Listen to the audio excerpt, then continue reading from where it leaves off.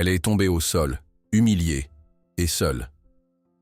Mais lorsqu'elle a levé les yeux et prononcé une seule phrase à son cheval, tout le monde a senti son cœur se glacer. L'aube n'avait pas encore percé le voile de la nuit quand Amélie Dubois quitta sa chambre minuscule sous les combles d'une vieille ferme.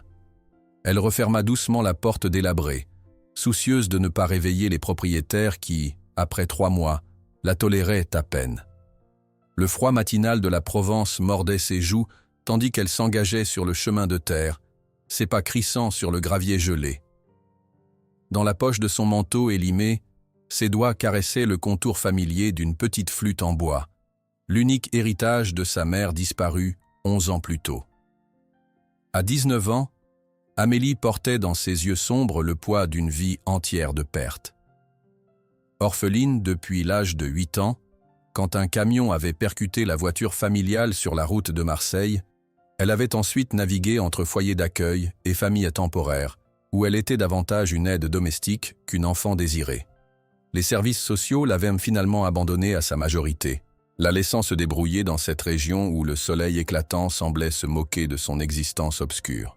Tandis qu'elle marchait vers les vignobles où elle travaillait comme journalière, les images de ses parents flottaient devant elle, comme des fantômes bienveillants. Sa mère jouant de la flûte sur la terrasse les soirs d'été, son père racontant des histoires de chevaux sauvages de Camargue. Des souvenirs qui s'effaçaient un peu plus chaque année, malgré ses efforts désespérés pour les retenir. « Tu es en avance, la sorcière », lança Gérard, le contremaître du domaine Lacroix, quand elle se présenta à la grande porte. Il cracha par terre, évitant soigneusement de croiser son regard. « Tu prends le secteur Est aujourd'hui.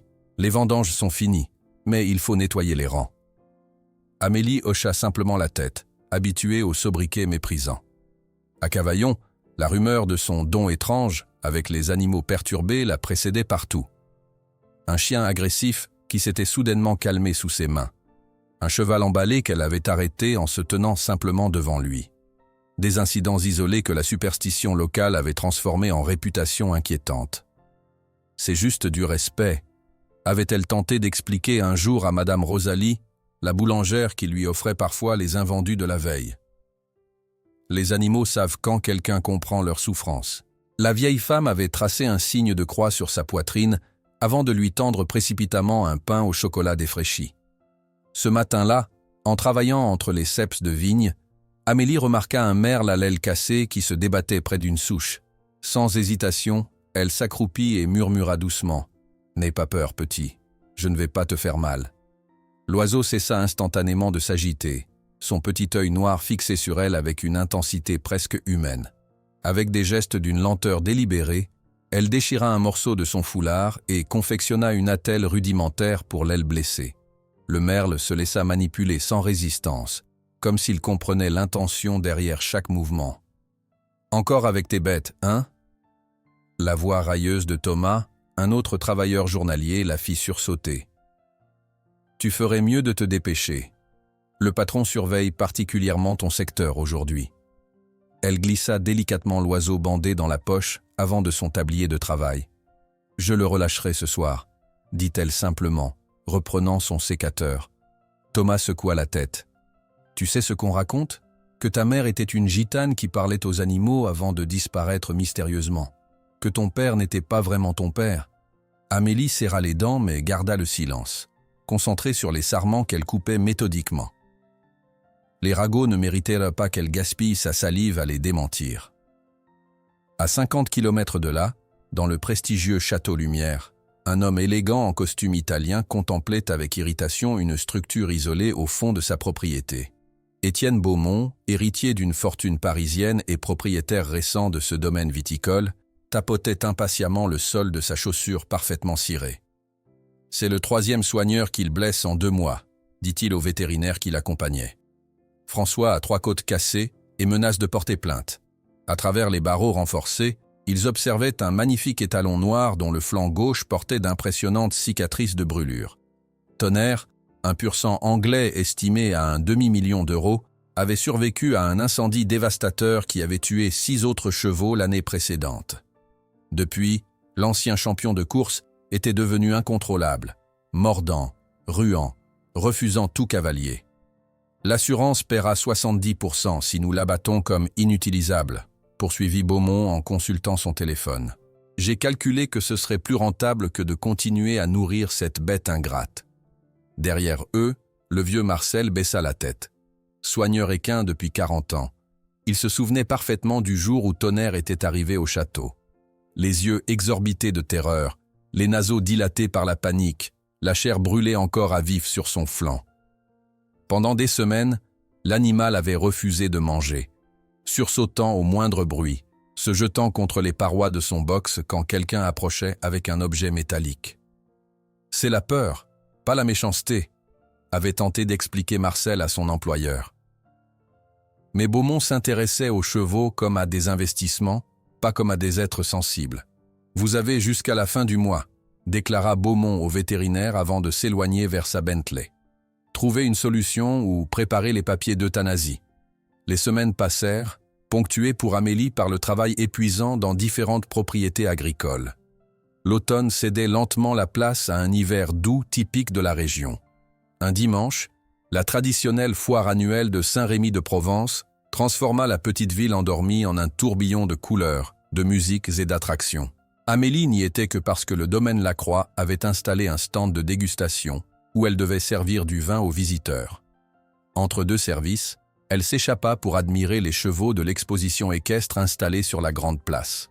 Son cœur battait plus fort à chaque fois qu'elle s'approchait des enclos où de magnifiques spécimens étaient présentés. Un attroupement particulièrement dense attira son attention. Des murmures excités parcouraient la foule. C'est le pur sang de Beaumont, celui qui a survécu à l'incendie, une fortune sur pattes, complètement fou, paraît-il. Se faufilant entre les spectateurs, Amélie aperçut enfin l'objet de tant d'attention. Dans un enclos isolé, maintenu par deux assistants à l'aide de longes renforcées, se tenait le plus bel animal qu'elle ait jamais vu.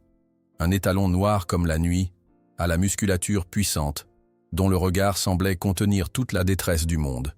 Des cicatrices rosâtres marbraient son flanc gauche, vestiges douloureux des flammes qui avaient failli le dévorer. « Mesdames et messieurs », annonça pompeusement un homme en veste de chasse, « le château Lumière est fier de vous présenter Tonnerre, descendant direct de l'illustre Galiléo après des mois de rééducation intensive. » Beaumont se pavanait devant l'enclos, distribuant des cartes de visite à des acheteurs potentiels. Cette démonstration publique devait prouver que l'animal avait retrouvé sa valeur grâce à ses méthodes. Amélie observait le cheval, pas l'homme. Elle voyait les oreilles plaquées contre le crâne, les yeux qui roulaient dans leurs orbites, les muscles tendus à l'extrême sous le pelage luisant. Ce n'était pas un animal rééduqué, c'était un être au bord de l'explosion nerveuse. Ce qui suivit sembla se dérouler au ralenti. Un assistant maladroit laissa tomber une torche décorative qui bordait la piste de présentation. Le bruit sourd et les flammes soudaines déclenchèrent l'apocalypse dans l'esprit déjà traumatisé de Tonnerre. Avec une force surhumaine, l'étalon arracha les longes des mains de ses gardiens, projetant un homme contre la barrière. Les sabots martelant furieusement le sol, il franchit d'un bond la clôture, se dirigeant droit vers la foule terrifiée. Les cris fusèrent. « Il est fou! Courez! Appelez la police !» Tandis que tous fuyaient dans la direction opposée, Amélie sentit son corps se mouvoir instinctivement vers l'avant. Quelque chose dans la posture désespérée de l'animal, dans la terreur pure qui émanait de lui, l'attirait comme un aimant irrésistible. « Écartez-vous, idiote !» hurla quelqu'un quand elle s'avança dans l'espace dégagé où Tonnerre s'était immobilisé, cherchant frénétiquement une issue entre les stands et la foule. Le temps sembla suspendre son cours. L'immense animal, naseaux dilatés, poitrail couvert d'écume, fixa soudain son regard sur la jeune femme qui, inexplicablement, marchait vers lui plutôt que de fuir. « Je te vois, je comprends ta douleur », murmura Amélie en français, sa voix à peine audible dans le chaos environnant. Tonnerre, l'étalon qui avait envoyé 3 hommes à l'hôpital, qui avait détruit des équipements valant des milliers d'euros, s'immobilisa complètement, tremblant comme une feuille devant cette femme frêle aux mains vides. Ses oreilles, jusqu'alors plaquées contre son crâne, firent un imperceptible mouvement vers l'avant, captant la voix calme qui continuait à murmurer des paroles que personne d'autre ne pouvait entendre. « Tu as connu le feu, comme moi j'ai connu l'abandon. Tu as perdu ceux que tu aimais, comme moi. Nous sommes semblables, toi et moi. » Beaumont arriva en courant, flanqué de gardes de sécurité. Il s'arrêta net devant la scène improbable. Son cheval indomptable, parfaitement immobile, fixant cette inconnue en vêtements usés comme si elle détenait les réponses à toutes ses souffrances. « Impossible », murmura-t-il, incrédule. Quelques tours de cirque. Amélie, inconsciente de tout sauf de l'animal devant elle, tendit lentement la main, paume ouverte. Tonnerre, après une longue hésitation qui sembla durer une éternité, avança son museau juste assez pour capter son odeur sans la toucher. Marcel, le vieux soigneur qui avait suivi son patron, sentit des larmes couler sur ses joues ridées. Il traça le signe de la croix sur sa poitrine, un geste qu'il n'avait pas fait depuis l'enfance. « Ce n'est pas un tour, monsieur », dit-il doucement à Beaumont. « C'est un miracle. » Autour d'eux, la foule s'était figée dans un silence respectueux, comme si tous les témoins comprenaient instinctivement qu'ils assistaient à quelque chose de rare et précieux. Une communication qui transcendait les barrières entre espèces, un langage plus ancien que les mots. Quand les gardes tentèrent de s'approcher pour capturer Tonnerre, le cheval s'ébroua nerveusement. Mais Amélie murmura quelque chose que lui seul pouvait entendre, et l'immense animal se calma à nouveau, pour la première fois depuis des années, permettant à des humains de s'approcher sans réagir violemment, tant que cette étrange jeune femme restait à ses côtés. Les gardes de sécurité hésitèrent, leur regard alternant entre Beaumont et la jeune femme qui, par un inexplicable prodige, maintenait Tonnerre dans un état de calme précaire. L'aristocrate parisien, après un instant de stupéfaction, retrouva rapidement son sens des affaires. « Comment vous appelez-vous » demanda-t-il sèchement à Amélie, l'évaluant de la tête aux pieds comme une marchandise potentielle. « Amélie Dubois » répondit-elle sans quitter des yeux l'étalon noir, craignant qu'une seconde d'inattention ne brise la fragile connexion établie. « Travaillez-vous avec les chevaux, mademoiselle Dubois ?»« Non, monsieur. Je suis journalière dans les vignobles. » Beaumont plissa les yeux. Calculateur. Des murmures parcouraient la foule qui s'était reformée à distance prudente. Des téléphones portables filmaient la scène extraordinaire. Une opportunité de publicité inespérée. « Marcel », ordonna Beaumont à son vieux soigneur, « donnez-lui votre numéro.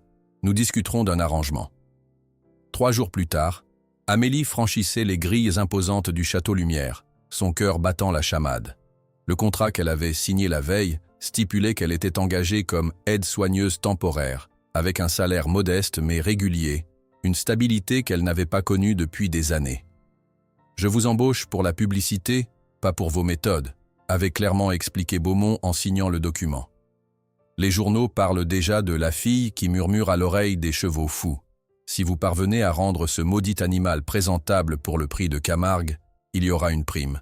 Sinon, la menace implicite flottait dans l'air comme un parfum toxique. Marcel l'attendait à l'entrée des écuries, son visage buriné adouci par un sourire discret. « Venez », dit-il simplement. « Il est agité ce matin. » Ils traversèrent les installations luxueuses où des pur-sangs impeccables occupaient des box spacieux. Au bout d'un couloir isolé, derrière une double porte, se trouvait l'enclos renforcé de Tonnerre, séparé des autres chevaux comme un pestiféré. L'étalon noir tournait nerveusement dans l'espace confiné, ses oreilles plaquées en arrière, ses naseaux dilatés humant l'air avec méfiance. « Je vais vous laisser », murmura Marcel. « Faites comme chez vous. Personne ne viendra vous déranger. Les autres soigneurs évitent ce secteur depuis l'accident de François. » Restée seule, Amélie s'assit simplement sur le sol de paille propre devant la porte du box, sans tenter d'entrer. De la poche de son manteau élimé, elle sortit la petite flûte en bois de sa mère et commença à jouer une mélodie provençale douce, presque mélancolique. Tonnerre s'immobilisa instantanément, tous ses sens en alerte. Ses oreilles pivotèrent légèrement vers l'avant, captant ces notes étrangères. « Bonjour, Tonnerre », dit doucement Amélie entre 2 mélodies. « Je m'appelle Amélie. Je ne vais rien te demander aujourd'hui. Je vais juste être là, et toi aussi. » Les jours suivants établirent une routine immuable. Chaque matin, avant même que le soleil n'éclaire les vignobles environnants, Amélie arrivait aux écuries et s'installait devant le box de Tonnerre.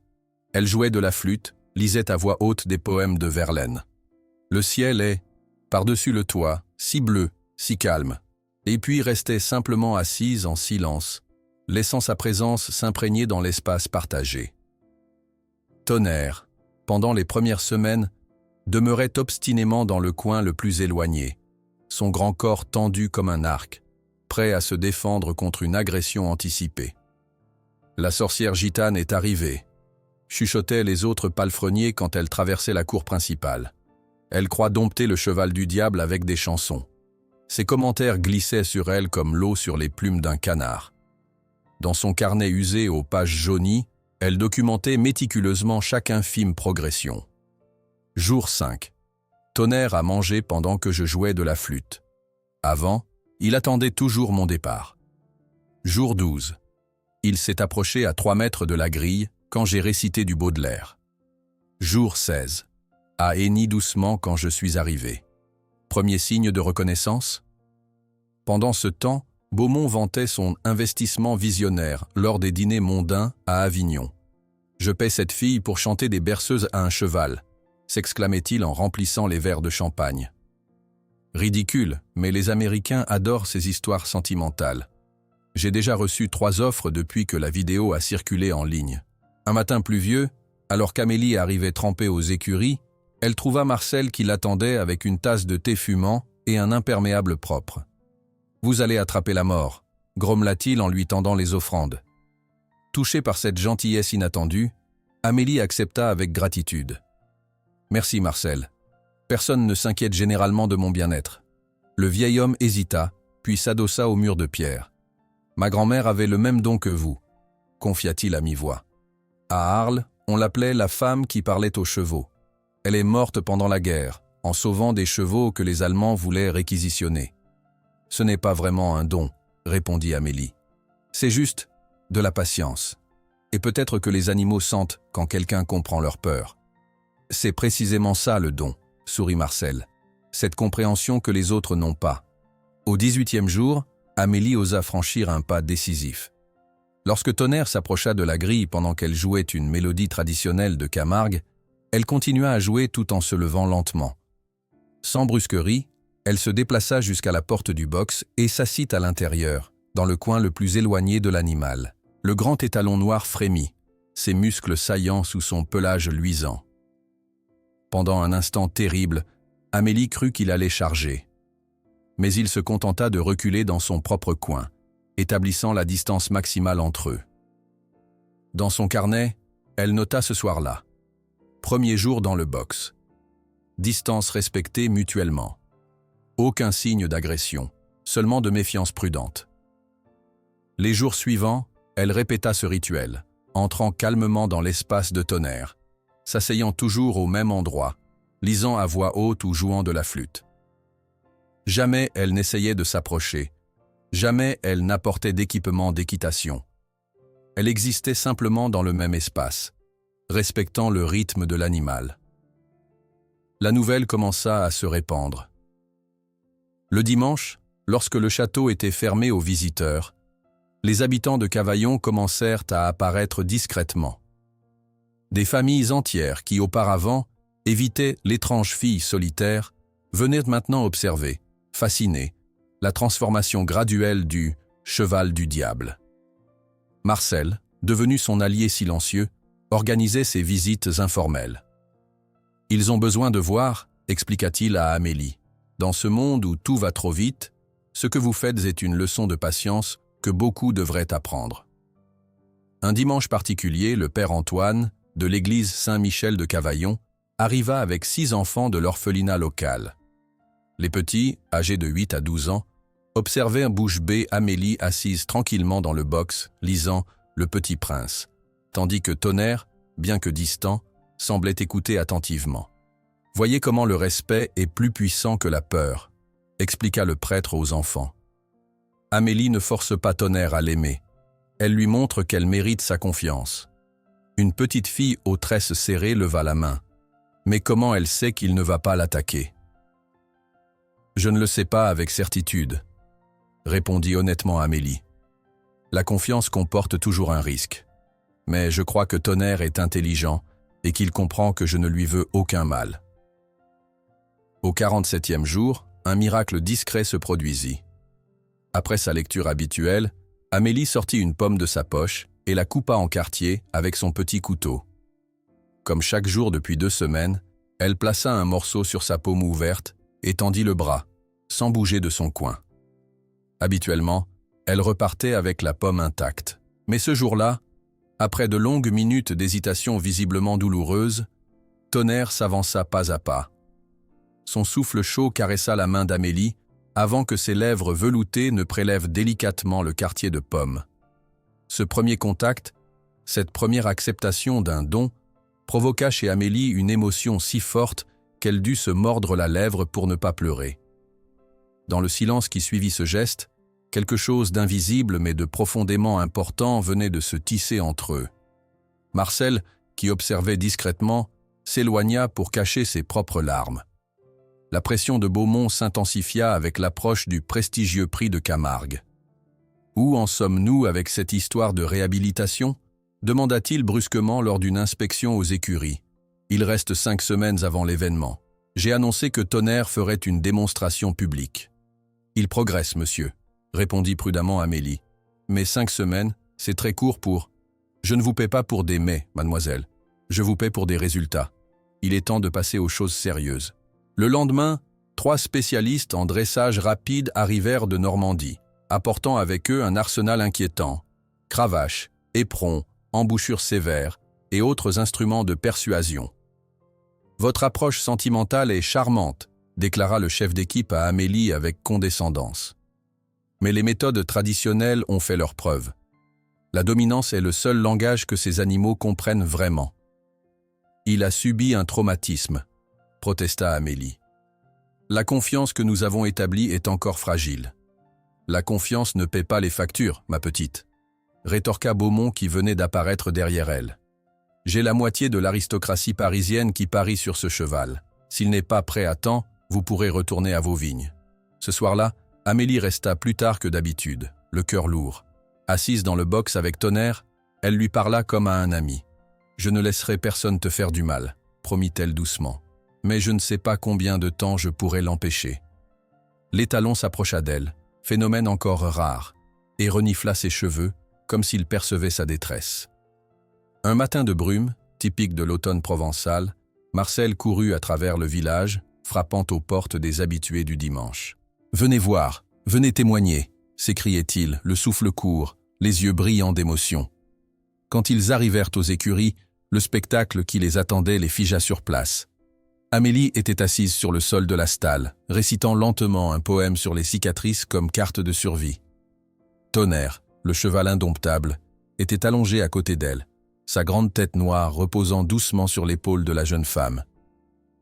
Les cicatrices de brûlure sur son flanc, exposées au toucher délicat des doigts d'Amélie, semblaient moins terribles, presque apaisées sous cette caresse compréhensive. « Miracle de Sainte Sarah !»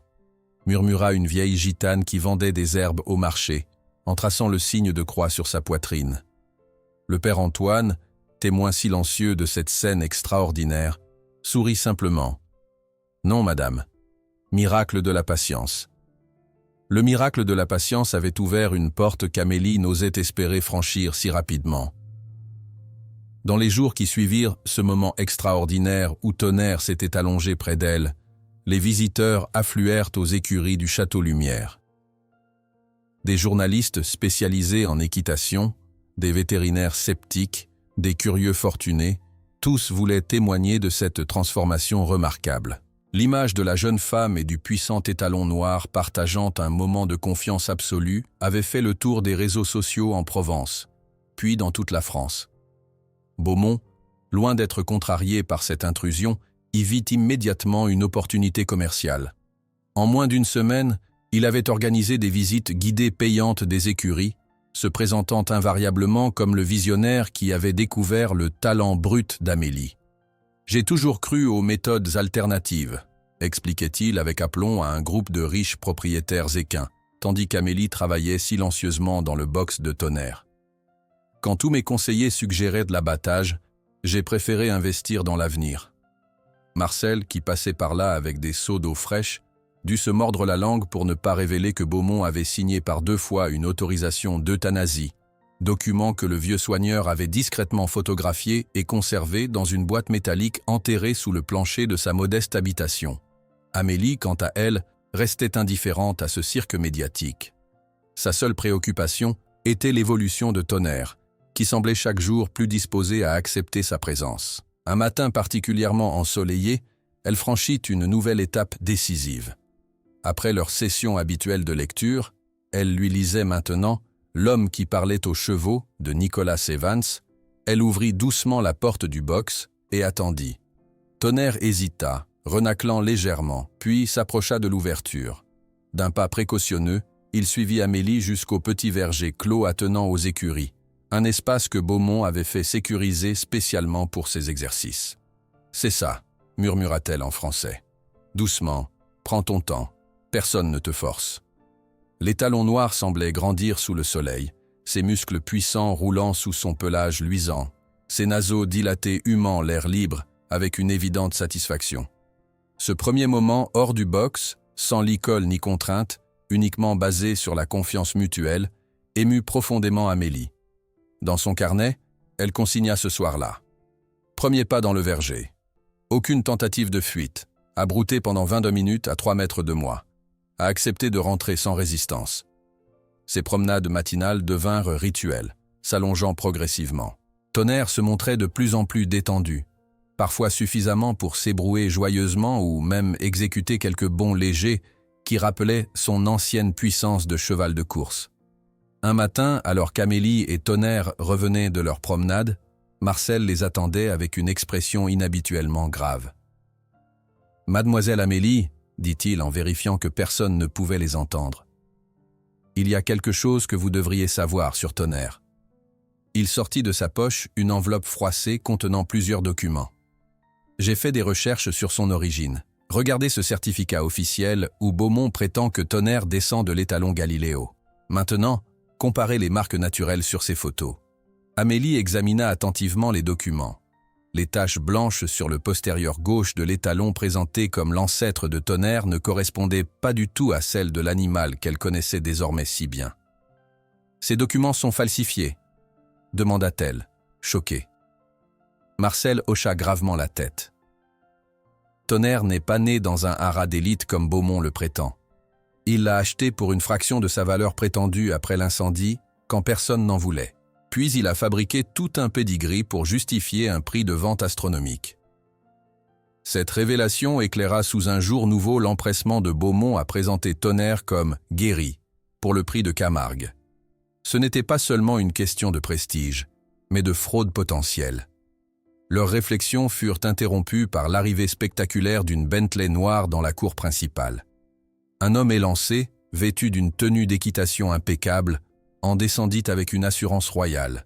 « Philippe Leclerc », souffla Marcel, « le meilleur jockey de Normandie et le plus impitoyable. » Beaumont accueillit le nouveau venu avec emphase, l'entraînant immédiatement vers les écuries. Quand ils arrivèrent près du box de Tonnerre, l'aristocrate présenta à Amélie avec un geste désinvolte. « Voici notre guérisseuse locale. Elle a obtenu quelques résultats préliminaires intéressants. » Leclerc évalua Amélie d'un regard froid, s'attardant sur ses vêtements simples et ses mains rêches de travailleuse agricole. « Charmant, » dit-il avec une politesse glaciale. « Je suis certain que votre approche folklorique a été divertissante. Maintenant, passons aux choses sérieuses. » Il se tourna vers Tonnerre qui, sentant immédiatement la tension, s'était reculé dans son box. « Un bel animal, malgré ses cicatrices disgracieuses. Nous commencerons demain à l'aube. J'ai apporté mon propre équipement. » « Monsieur Leclerc, » intervint timidement Amélie. « Tonnerre associe encore fortement les selles et les morts à son traumatisme. Nous progressions justement vers une introduction graduelle de... » « Mademoiselle, » l'interrompit Leclerc avec condescendance, « vous l'avez traité comme un animal de compagnie, pas comme un champion. Cela devra changer. Tonnerre est un athlète, pas un poney de cirque qui fait des tours pour des pommes. » Beaumont sourit, satisfait. « La récréation est terminée, mademoiselle Dubois. Il est temps que les professionnels prennent le relais. » Le lendemain, Amélie arriva plus tôt que d'habitude, le cœur serré. Elle trouva Tonnerre agité, tournant nerveusement dans son box comme au premier jour. Quand il l'aperçut, il s'approcha immédiatement de la grille, hennissant doucement. « Je sais, murmura-t-elle en posant son front contre les barreaux. Je n'aime pas ça non plus. À 6 heures précises, Leclerc arriva avec 2 assistants musclés et une collection impressionnante d'équipements en cuir fin. Sans même saluer Amélie, il ordonna qu'on prépare Tonnerre. Nous commencerons par une embouchure standard et une selle légère, déclara-t-il en étalant son matériel. S'il résiste, nous passerons à des méthodes plus persuasives. Dès que les assistants entrèrent dans le box avec le matériel, Tonnerre se cabra, les yeux exorbités de panique. Son corps entier tremblait, ses naseaux dilatés émettaient un souffle saccadé. Il associe ses équipements avec la douleur de l'incendie, expliqua Amélie, s'interposant spontanément. Nous devons les introduire progressivement, en douceur. Écartez-vous, ordonna sèchement Leclerc. Votre sensiblerie l'a rendu capricieux. Un cheval doit apprendre l'obéissance, pas la négociation. Avec une méthode brutalement efficace, les assistants coincèrent Tonnerre contre la paroi, lui passant de force un licol renforcé. L'animal luttait, ses yeux révulsés de terreur, son corps magnifique souillé d'écume de peur. « Arrêtez !» cria Amélie. « Vous détruisez tout notre travail. » Beaumont, attiré par le vacarme, apparut à l'entrée de l'écurie. « Quel est-ce le problème ? Votre cheval est complètement névrosé, » déclara Leclerc avec dégoût. Cette fille l'a rendu hystérique avec ses méthodes sentimentales. « Il était presque guéri, » protesta Amélie, les larmes aux yeux. « Il avait commencé à faire confiance. Maintenant, vous le renvoyez des mois en arrière. »« La poésie et les pommes ne gagnent pas de course, petite, » rétorqua Leclerc avec mépris. « Laissez les professionnels travailler. » Cette nuit-là, après le départ de l'équipe de Leclerc, Amélie revint clandestinement aux écuries. Tonnerre refusait toute nourriture, tremblant dans un coin de son box, le regard hanté. Elle passa la nuit entière assise près de lui, sans chercher à le toucher, simplement présente dans sa détresse. Au matin, Marcel lui apporta discrètement un café et un croissant. « Ils ont affiché ceci au bureau », dit-il en lui tendant un dépliant du prix de Camargue. Sur la page principale figurait une photo de Tonnerre, présenté comme participant vedette. « Ils n'ont pas perdu de temps », murmura Amélie, épuisée. « Il n'est pas prêt, Marcel. Il ne sera jamais prêt en si peu de temps, pas avec leur méthode. » Le vieux soigneur hocha tristement la tête. « Ce n'est pas tout. J'ai surpris une conversation hier soir. Beaumont a organisé une démonstration privée dimanche prochain pour des acheteurs étrangers. » Cette nouvelle acheva d'alarmer Amélie. Le soir même, elle confronta Beaumont dans son bureau luxueux. « Monsieur, Tonnerre n'est pas prêt pour une démonstration publique. Nous détruisons des mois de progrès avec ces méthodes agressives. » Beaumont leva à peine les yeux des documents qu'il consultait. « Vos inquiétudes sont notées, mademoiselle Dubois. Malheureusement, le calendrier est fixé. Mais il souffre, il refuse de manger, il tremble constamment. »« Il s'adaptera, » coupa sèchement Beaumont. « Tous les chevaux passent par cette phase de résistance avant d'accepter l'autorité. » Amélie sentit une colère froide l'envahir. « Ce n'est pas de l'autorité, c'est de la cruauté. Et ce n'est pas de la résistance, c'est un traumatisme ravivé. » Beaumont soupira théâtralement, puis sortit d'un tiroir une lettre ornée d'un emblème doré.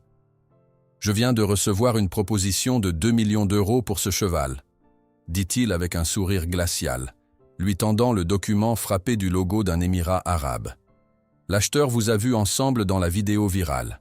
La vente sera finalisée après le prix si Tonnerre démontre son contrôle en public, alors je vous suggère de trouver un moyen de lui faire accepter Leclerc et les équipements, ou votre petit miracle finira à l'abattoir. » La menace de Beaumont résonnait encore dans l'esprit d'Amélie lorsqu'elle quitta le bureau luxueux. 2 millions d'euros contre la vie d'un animal. Une équation simple pour l'aristocrate. Une torture morale pour elle. Cette nuit-là, elle se réveilla en sursaut dans sa petite chambre sous les combles, le corps couvert de sueur froide. Dans son cauchemar, Tonnerre était emmené loin d'elle, ses yeux emplis de la même terreur que lors de leur première rencontre. À l'aube, elle retrouva Marcel dans la grange désaffectée derrière les écuries principales. Le vieux soigneur avait apporté une selle légère, bien différente des équipements imposants de Leclerc. « J'ai pensé que nous pourrions essayer notre propre méthode, » expliqua-t-il en déposant délicatement l'objet sur une botte de foin. « Avant que ces brutes ne détruisent de tout votre travail. » Amélie acquiesça, sortant sa flûte de la poche de son manteau. Je jouerai pendant que vous lui montrerez la selle, sans l'approcher, juste pour qu'il s'habitue à sa présence. Dans la lueur dorée du petit matin, tandis que la brume s'accrochait encore aux collines environnantes, une mélodie douce s'éleva dans le box de Tonnerre. Les talons noirs, les oreilles dressées, observaient Marcel qui tenait la selle à distance respectueuse, sans faire un pas vers lui. « Regarde !» murmurait Amélie entre deux notes. « Ce n'est qu'un objet. Il ne peut pas te faire de mal. » Pendant ce temps, le journal local de Cavaillon publiait en première page une photo floue d'Amélie et Tonnerre marchant côte à côte dans le verger. Le titre provocateur « Miracle équin au Château Lumière » avait suffi à épuiser tous les exemplaires avant midi. Lorsque le père Antoine monta en chaire le dimanche suivant, l'église était inhabituellement remplie.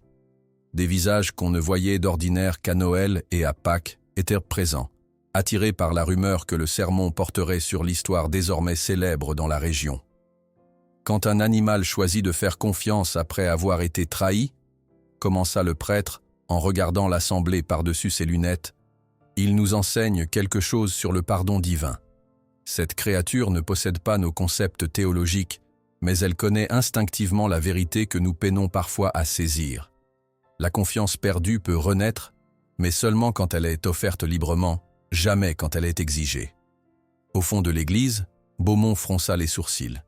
Il était venu uniquement pour évaluer l'ampleur de ce qu'il considérait comme une hystérie collective autour de son investissement.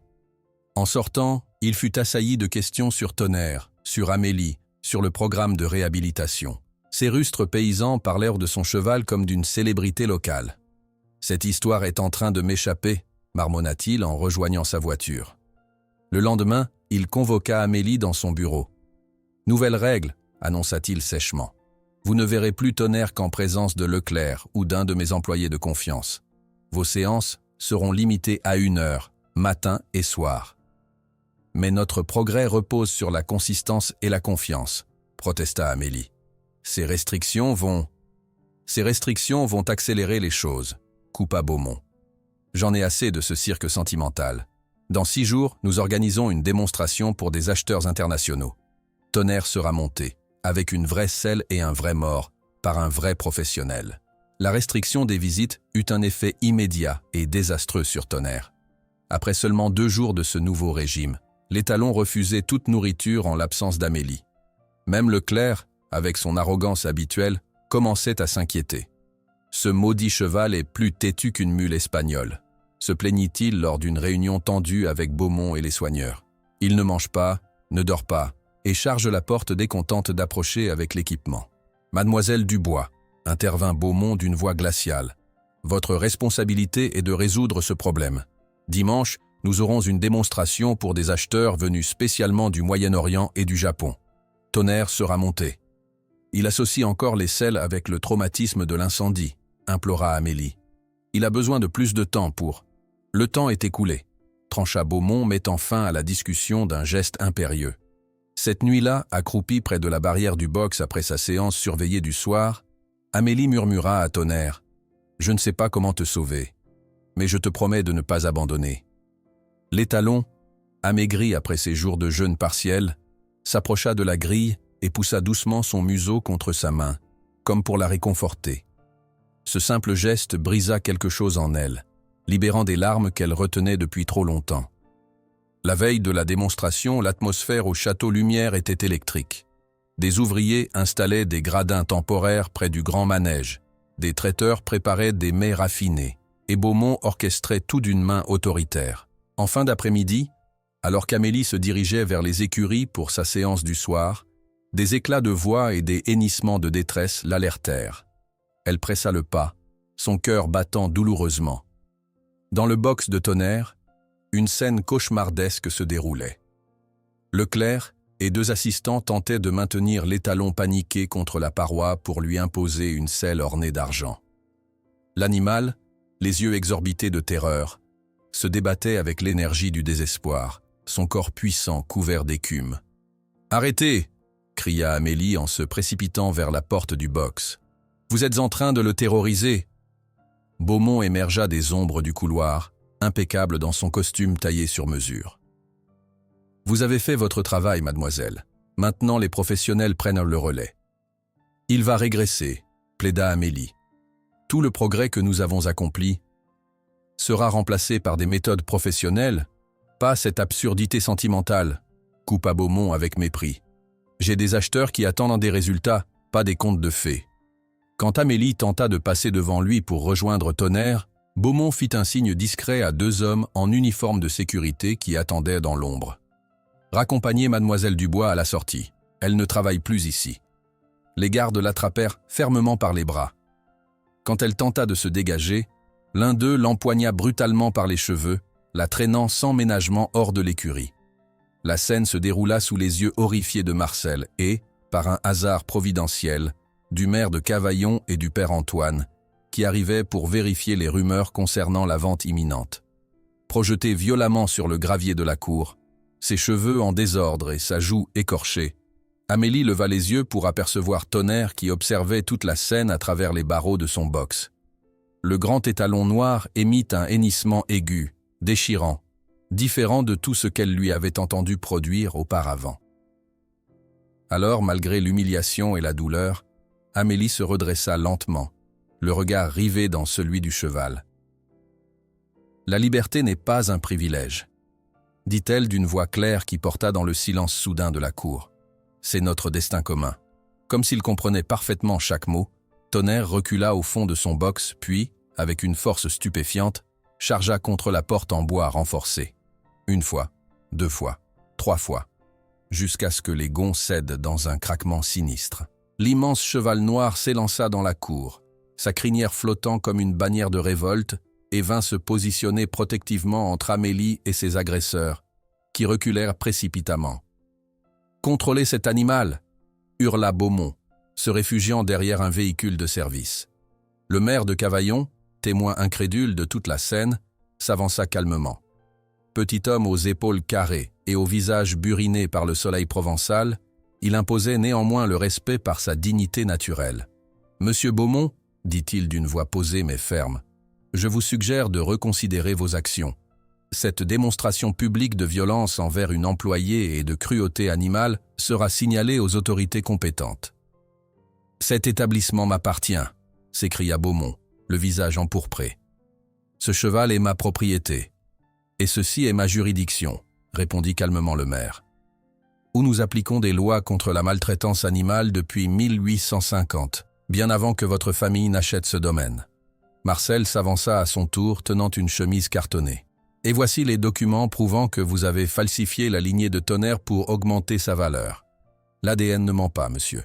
Un attroupement s'était formé. Ouvriers interrompant leur travail, cuisiniers sortis des cuisines, journalistes locaux alertés par un appel anonyme. Tous observaient en silence tandis que Beaumont, le visage déformé par la rage, ordonnait que tout le monde quitte immédiatement sa propriété. Mais Tonnerre demeurait immobile aux côtés d'Amélie, qui s'était relevée et caressait doucement son encolure de ses mains tremblantes. « Tout va bien, » murmurait-elle. « Personne ne nous séparera. » Un photographe du journal régional captura cet instant. La jeune femme aux vêtements simples et aux cheveux en bataille, debout fièrement à côté du majestueux étalon noir, tous deux portant des cicatrices visibles et invisibles, mais unis dans une posture de dignité tranquille. « C'est un établissement privé, et ce cheval est ma propriété », hurla Beaumont au maire qui avait été témoin de la scène de violence, mais sa voix fut couverte par le bruit croissant de moteurs et de voix. Des dizaines d'habitants de Cavaillon, alertés par un appel mystérieux de Marcel, convergeaient vers les grilles du château, beaucoup tenant déjà leur téléphone portable pour documenter la scène de Tonnerre protégeant Amélie. La scène dans la cour du château Lumière fut immortalisée par des dizaines de téléphones portables. En quelques heures, la vidéo d'Amélie projetée au sol puis défendue par Tonnerre devint virale, d'abord dans la région, puis dans toute la France. Ce qui n'était qu'une curiosité locale se transforma en scandale national, lorsque les images furent reprises par les chaînes d'information continue. Maltraitance au château, l'héritier parisien et le cheval miraculeux. Titré « Provence Matin » le lendemain, avec en première page la photo saisissante d'Amélie, la joue écorchée, se tenant fièrement aux côtés de Tonnerre. La légende, simple mais évocatrice, disait « Le cheval indomptable protège celle qui l'a compris ». Dans les jours qui suivirent, le standard téléphonique de la mairie de Cavaillon fut submergé d'appels. La Société protectrice des animaux de France annonça l'ouverture d'une enquête officielle sur les conditions de détention au Château Lumière. Des journalistes campaient désormais devant les grilles de la propriété, espérant capturer un nouvel épisode du drame qui passionnait l'opinion publique. Amélie, elle, se retrouvait dans une situation précaire. Licenciée brutalement, sans préavis ni indemnité, elle avait perdu du même coup son emploi et le logement de fonction attribué au personnel du domaine. Ces maigres économies lui permettraient à peine de tenir 2 semaines à l'auberge du village. Ce soir-là, assise sur un banc de la place centrale, son petit sac contenant ses rares possessions à ses pieds, elle refusait poliment mais fermement les offres d'interviews rémunérées que lui proposaient des journalistes avides de sensationnalisme. « Je ne vends pas cette histoire », répétait-elle. « Il ne s'agit pas de moi, mais de Tonnerre et de tous les animaux maltraités pour le profit. » La nuit commençait à tomber lorsqu'une femme d'une 60aine d'années s'approcha d'elle, essuyant ses mains sur un tablier taché de farine. « Mademoiselle Dubois ?» demanda-t-elle. « Je suis Rosalie Mercier, la boulangère. » Amélie la reconnut vaguement, celle qui, autrefois, lui offrait parfois les invendus avec un mélange de pitié et de méfiance superstitieuse. « J'ai une proposition à vous faire, » continua Madame Rosalie, scrutant la jeune femme de ses yeux vifs. « L'appartement au-dessus de ma boutique est vide depuis que ma fille est partie étudier à Paris. Il n'est pas grand, mais il est propre. Vous pourriez l'occuper en échange d'un coup de main au magasin. Les touristes commencent à affluer pour voir la fille qui murmure à l'oreille des chevaux fous, » ajouta-t-elle avec un sourire ironique. Émue par cette offre inattendue, Amélie accepta. L'appartement était effectivement modeste. Une pièce principale servant de salon et de chambre, une minuscule cuisine, une salle d'eau, mais il offrait une vue sur les toits de tuiles ocre de Cavaillon et, au loin, les contours bleutés du Luberon. Pendant ce temps, au Château Lumière, Beaumont tentait désespérément de reprendre le contrôle de la situation. Sur les conseils de son avocat parisien, il engagea un spécialiste en relations publiques pour contrer la vague de mauvaise presse. « Nous devons présenter votre version des faits », expliquait ce dernier lors d'une réunion stratégique. Suggérer que Mademoiselle Dubois utilisait des techniques non conventionnelles potentiellement dangereuses. Insinuer qu'elle manipulait l'animal pour son propre gain médiatique. Des interviews soigneusement orchestrées apparurent dans certains journaux conservateurs, présentant Beaumont comme un employeur généreux, victime d'une manipulatrice. Cette jeune femme sans formation avait développé une relation malsaine avec un animal de grande valeur, déclarait-il avec une indignation parfaitement simulée. Mes experts équins s'inquiétaient pour la sécurité de tous. Marcel, qui avait osé témoigner en faveur d'Amélie, fut convoqué dans le bureau directorial. 2 gardes de sécurité l'escortèrent ensuite jusqu'à sa modeste habitation de fonction, lui accordant 1 heure pour rassembler ses affaires personnelles. Le vieil homme quitta le domaine qu'il avait servi pendant 23 ans, avec pour seul bagage une caisse en carton et une sacoche en cuir usé contenant des documents précieux. Pendant ce temps, dans le box isolé, Tonnerre refusait toute nourriture. Il demeurait immobile pendant des heures, fixant la porte par laquelle Amélie avait l'habitude d'entrer. Quand les soigneurs tentèrent de l'approcher, même sans équipement, il réagissait avec une agressivité renouvelée, hennissant furieusement et frappant les parois de son box de ses sabots puissants. « La bête est redevenue folle », rapporta le nouveau chef d'écurie à Beaumont. Impossible de l'approcher à moins de 3 mètres. Le vétérinaire, convoqué d'urgence, observa l'animal à distance. Si ce comportement persiste, sa santé se détériorera rapidement. Il présente déjà des signes de déshydratation et de stress sévère. Beaumont, furieux, dut reporter la démonstration prévue pour les acheteurs potentiels. « Trouvez une solution », ordonna-t-il. « Sédatif, tranquillisant, ce que vous voulez. Je refuse de perdre cette vente. » À Cavaillon, Amélie s'adaptait à sa nouvelle vie. Chaque matin, elle se levait avant l'aube pour aider Madame Rosalie à préparer la fournée du jour. Ses mains, habituées aux travaux agricoles, apprenaient maintenant à pétrir la pâte, à façonner les baguettes, à décocher les croissants. Mais son esprit restait constamment préoccupé par Tonnerre. « Tu pleures dans la pâte », lui fit remarquer doucement la boulangère un matin. « Ce n'est pas grave. Certains disent que ça donne un goût spécial au pain. Mais ton cœur est resté là-bas. Avec lui, n'est-ce pas? Amélie acquiesça silencieusement, incapable d'exprimer l'intensité du lien qui s'était formé entre elle et l'étalon noir. Un après-midi, Marcel poussa la porte de la boulangerie. Son visage portait les marques de la fatigue et de l'inquiétude. « Il refuse toujours de manger », annonça-t-il sans préambule. « Les vétérinaires parlent de le mettre sous perfusion. » Il sortit de sa sacoche en cuir des photographies et des documents qu'il étala sur le comptoir. « J'ai tout apporté au maire et à la SPA.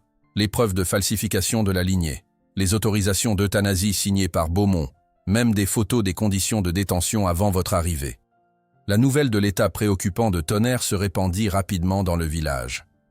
Étrangement, les habitants qui avaient autrefois évité Amélie ou chuchoté à son passage venaient maintenant à la boulangerie, presque timidement, lui apportant des marques de soutien. Un bouquet de lavande fraîchement coupé, un dessin d'enfant représentant Tonnerre et elle, des notes d'encouragement.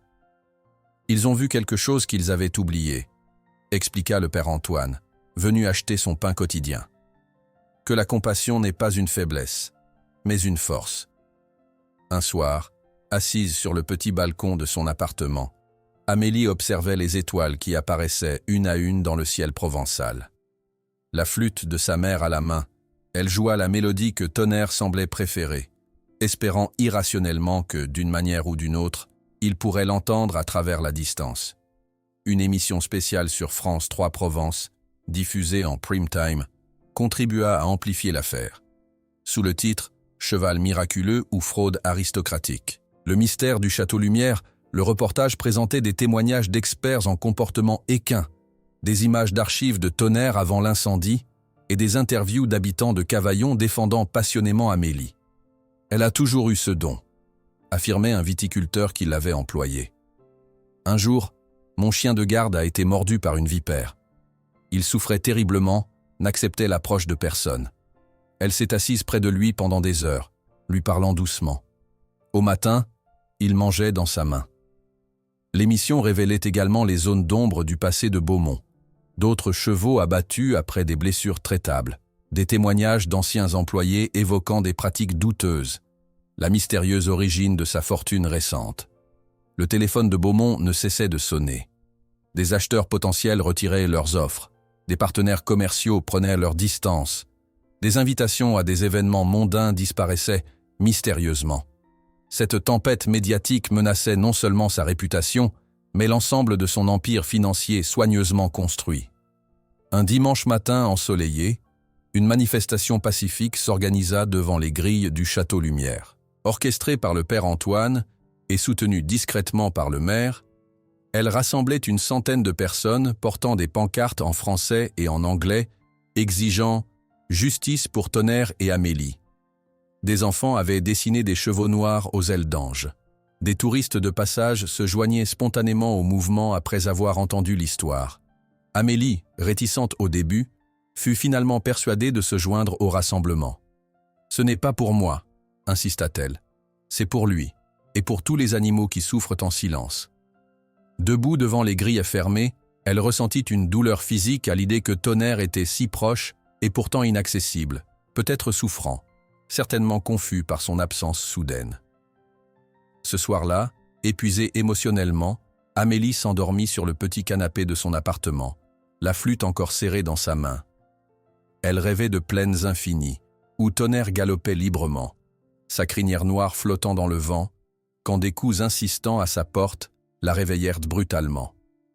L'horloge indiquait 5 heures du matin. Désorientée, elle ouvrit pour découvrir un homme en costume officiel, l'air grave. « Mademoiselle Dubois » dit-il formellement, présentant une carte du ministère de l'Agriculture, « nous avons besoin de vous immédiatement au Château Lumière. L'animal est dans un état critique et refuse toute assistance vétérinaire. Les spécialistes pensent que vous êtes peut-être sa seule chance de survie. » L'aube n'avait pas encore percé l'horizon lorsque la voiture officielle franchit les grilles du Château Lumière. Amélie, le cœur battant à tout rompre, observait par la vitre les contours familiers de la propriété, maintenant envahie par des véhicules au logo du ministère de l'Agriculture et de la Société protectrice des animaux. Elle n'avait pas pris le temps de se coiffer, jetant simplement un manteau sur ses vêtements de la veille, emportant par réflexe la petite flûte en bois dans sa poche. Quelle est exactement la situation ? demanda-t-elle au représentant ministériel qui conduisait en silence. L'animal refuse toute nourriture depuis 5 jours. Les tentatives d'hydratation forcée ont échoué. Son état se dégrade rapidement, répondit-il laconiquement. Ils s'arrêtèrent devant l'écurie principale où un groupe de personnes attendait, vétérinaires en blouse blanche, représentants officiels en costume sobre, et Beaumont, dont le visage crispé trahissait plus d'irritation que d'inquiétude véritable. « Vous avez 1 heure, annonça-t-il froidement à Amélie. Si vous ne parvenez pas à le faire coopérer pour les soins, le vétérinaire en chef décidera de la marche à suivre. » Une femme d'âge moyen portant l'insigne de la SPA s'approcha d'Amélie. « Je suis docteur Lambert. Nous documentons l'état de l'animal et les conditions de détention. Votre témoignage sera précieux ultérieurement. » Amélie acquiesça, mais son attention était déjà ailleurs. Elle se dirigeait instinctivement vers le box isolé, suivie par le cortège d'observateurs. Ce qu'elle découvrit lui serra le cœur. Tonnerre gisait sur le flanc, son corps autrefois puissant visiblement amaigri, son regard éteint fixant le vide. Sa respiration laborieuse soulevait faiblement son poitrail. « Mon Dieu !» murmura-t-elle en s'approchant lentement de la porte. « Que lui avez-vous fait ?» Le vétérinaire principal, un homme aux tempes grisonnantes, consulta son dossier. Déshydratation sévère, suspicion d'ulcère gastrique dû au stress, début de myosite. Nous n'avons pas pu l'approcher suffisamment pour un examen complet. « Je peux entrer seul ?» demanda Amélie, sans quitter Tonnerre des yeux. « C'est trop dangereux », protesta Beaumont. « Il est devenu complètement incontrôlable. »« Il n'est pas dangereux », corrigea-t-elle fermement. « Il est terrorisé », le docteur Lambert intervint. « Laissez-la essayer, nous observerons à distance. » Avec une lenteur délibérée, Amélie ouvrit la porte du box et la referma derrière elle. Elle s'accroupit à 2 mètres de Tonnerre, sans chercher à le toucher immédiatement. « Je suis revenue, mon ami », murmura-t-elle en français. « Je ne t'abandonnerai plus. » Les oreilles de Tonnerre tressaillirent imperceptiblement, seul signe qu'il avait enregistré sa présence. Amélie sortit doucement la flûte de sa poche et commença à jouer la mélodie familière, celle que sa mère lui jouait quand, enfant, elle se réveillait de ses cauchemars après l'accident. Les notes douces flottèrent dans l'air confiné du box, créant une bulle sonore qui semblait isoler le monde extérieur. Lentement, presque imperceptiblement, la respiration de Tonnerre se régularisa. Ses naseaux se dilatèrent légèrement, humant l'air chargé de l'odeur d'Amélie. Elle continua à jouer pendant de longues minutes, puis s'arrêta et commença simplement à parler, sa voix à peine plus haute qu'un murmure. « Je sais que tu te sens trahi. Je comprends cette douleur mieux que quiconque. Mais je suis là maintenant, et je me battrai pour toi avec toutes mes forces. » Dans le couloir, les observateurs retenaient leur souffle. Le vétérinaire en chef documenta précisément « Réponse immédiate à la présence du sujet familier. Modification des paramètres respiratoires. Attention auditive, manifeste. » Après 22 minutes de communication tranquille, Amélie se déplaça lentement pour s'asseoir près de la tête de Tonnerre.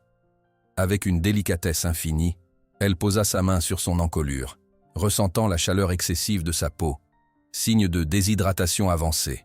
« Tu dois boire, mon brave », murmura-t-elle, pour reprendre des forces. Elle fit un signe discret vers la porte.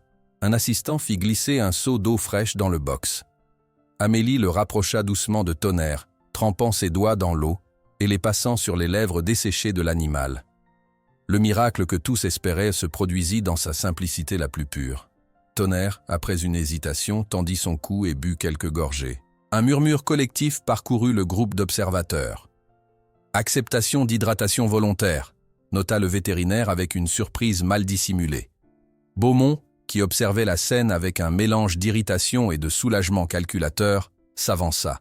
« Bien, maintenant qu'il est coopératif, nos soigneurs peuvent... » « Non, » l'interrompit fermement le docteur Lambert. « L'animal répond uniquement à Mademoiselle Dubois.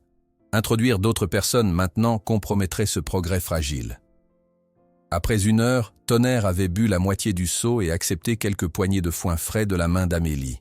Sa tête reposait maintenant sur les genoux de la jeune femme, ses yeux mi-clos mais plus vivants qu'à son arrivée. La représentante de la SPA s'approcha de la porte du box. Mademoiselle Dubois, compte tenu des circonstances et de l'état de l'animal, Nous proposons un arrangement temporaire. Vous aurez accès à Tonnerre 4 heures par jour, 2 heures le matin, 2 heures l'après-midi, sous supervision mais sans interférence, jusqu'à ce que son état se stabilise. Beaumont commença à protester, mais le vétérinaire officiel l'interrompit sèchement. « C'est ça, où nous ordonnons le transfert immédiat de l'animal vers un centre de soins spécialisé pour maltraitance. » La menace d'une confiscation temporaire et la publicité désastreuse qui l'accompagnerait suffit à faire céder l'aristocrate.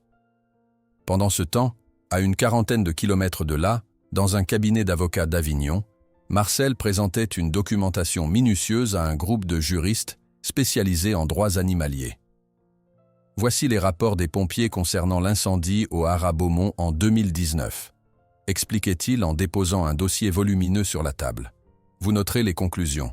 Installation électrique non conforme, multiples notifications ignorées, absence de système d'alarme réglementaire. L'avocate principale, une femme austère aux lunettes rectangulaires, parcourait les documents avec attention. Ces preuves suggèrent que l'incendie résulte d'une négligence grave, pas d'un accident comme M. Beaumont l'a toujours prétendu. Marcel hocha gravement la tête. 6 chevaux sont morts cette nuit-là. Tonnerre est le seul survivant, et voyez comment il a été récompensé pour sa survie. Les jours suivants établirent une nouvelle routine. Chaque matin et chaque après-midi, Amélie arrivait au château sous escorte officielle pour ses sessions avec Tonnerre. L'étalon montrait des signes d'amélioration constants. Sa respiration se normalisait, son appétit revenait progressivement, et surtout, la lueur de vie dans son regard s'intensifiait.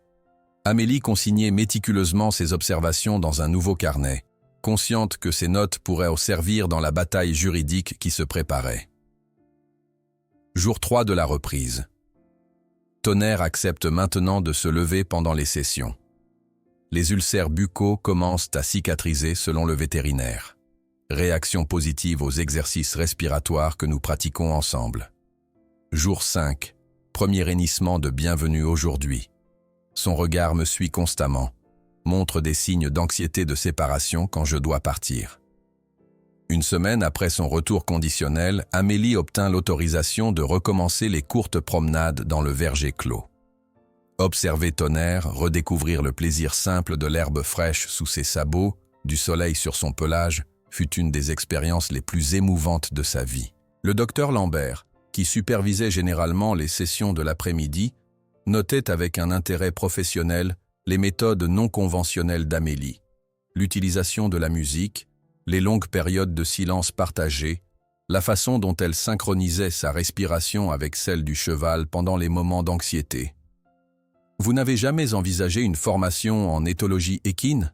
demanda-t-elle un jour à Amélie, alors qu'elles observaient Tonnerre brouter paisiblement. « Je n'ai pas fait d'études, » répondit simplement la jeune femme. « Je n'en ai jamais eu l'opportunité. Ce que vous faites instinctivement, certains mettent des années à l'apprendre dans nos écoles vétérinaires, » observa la représentante de la SPA.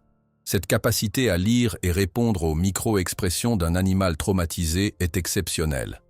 Pendant que la santé de Tonnerre s'améliorait sous les soins d'Amélie, l'enquête sur les pratiques de Beaumont s'intensifiait.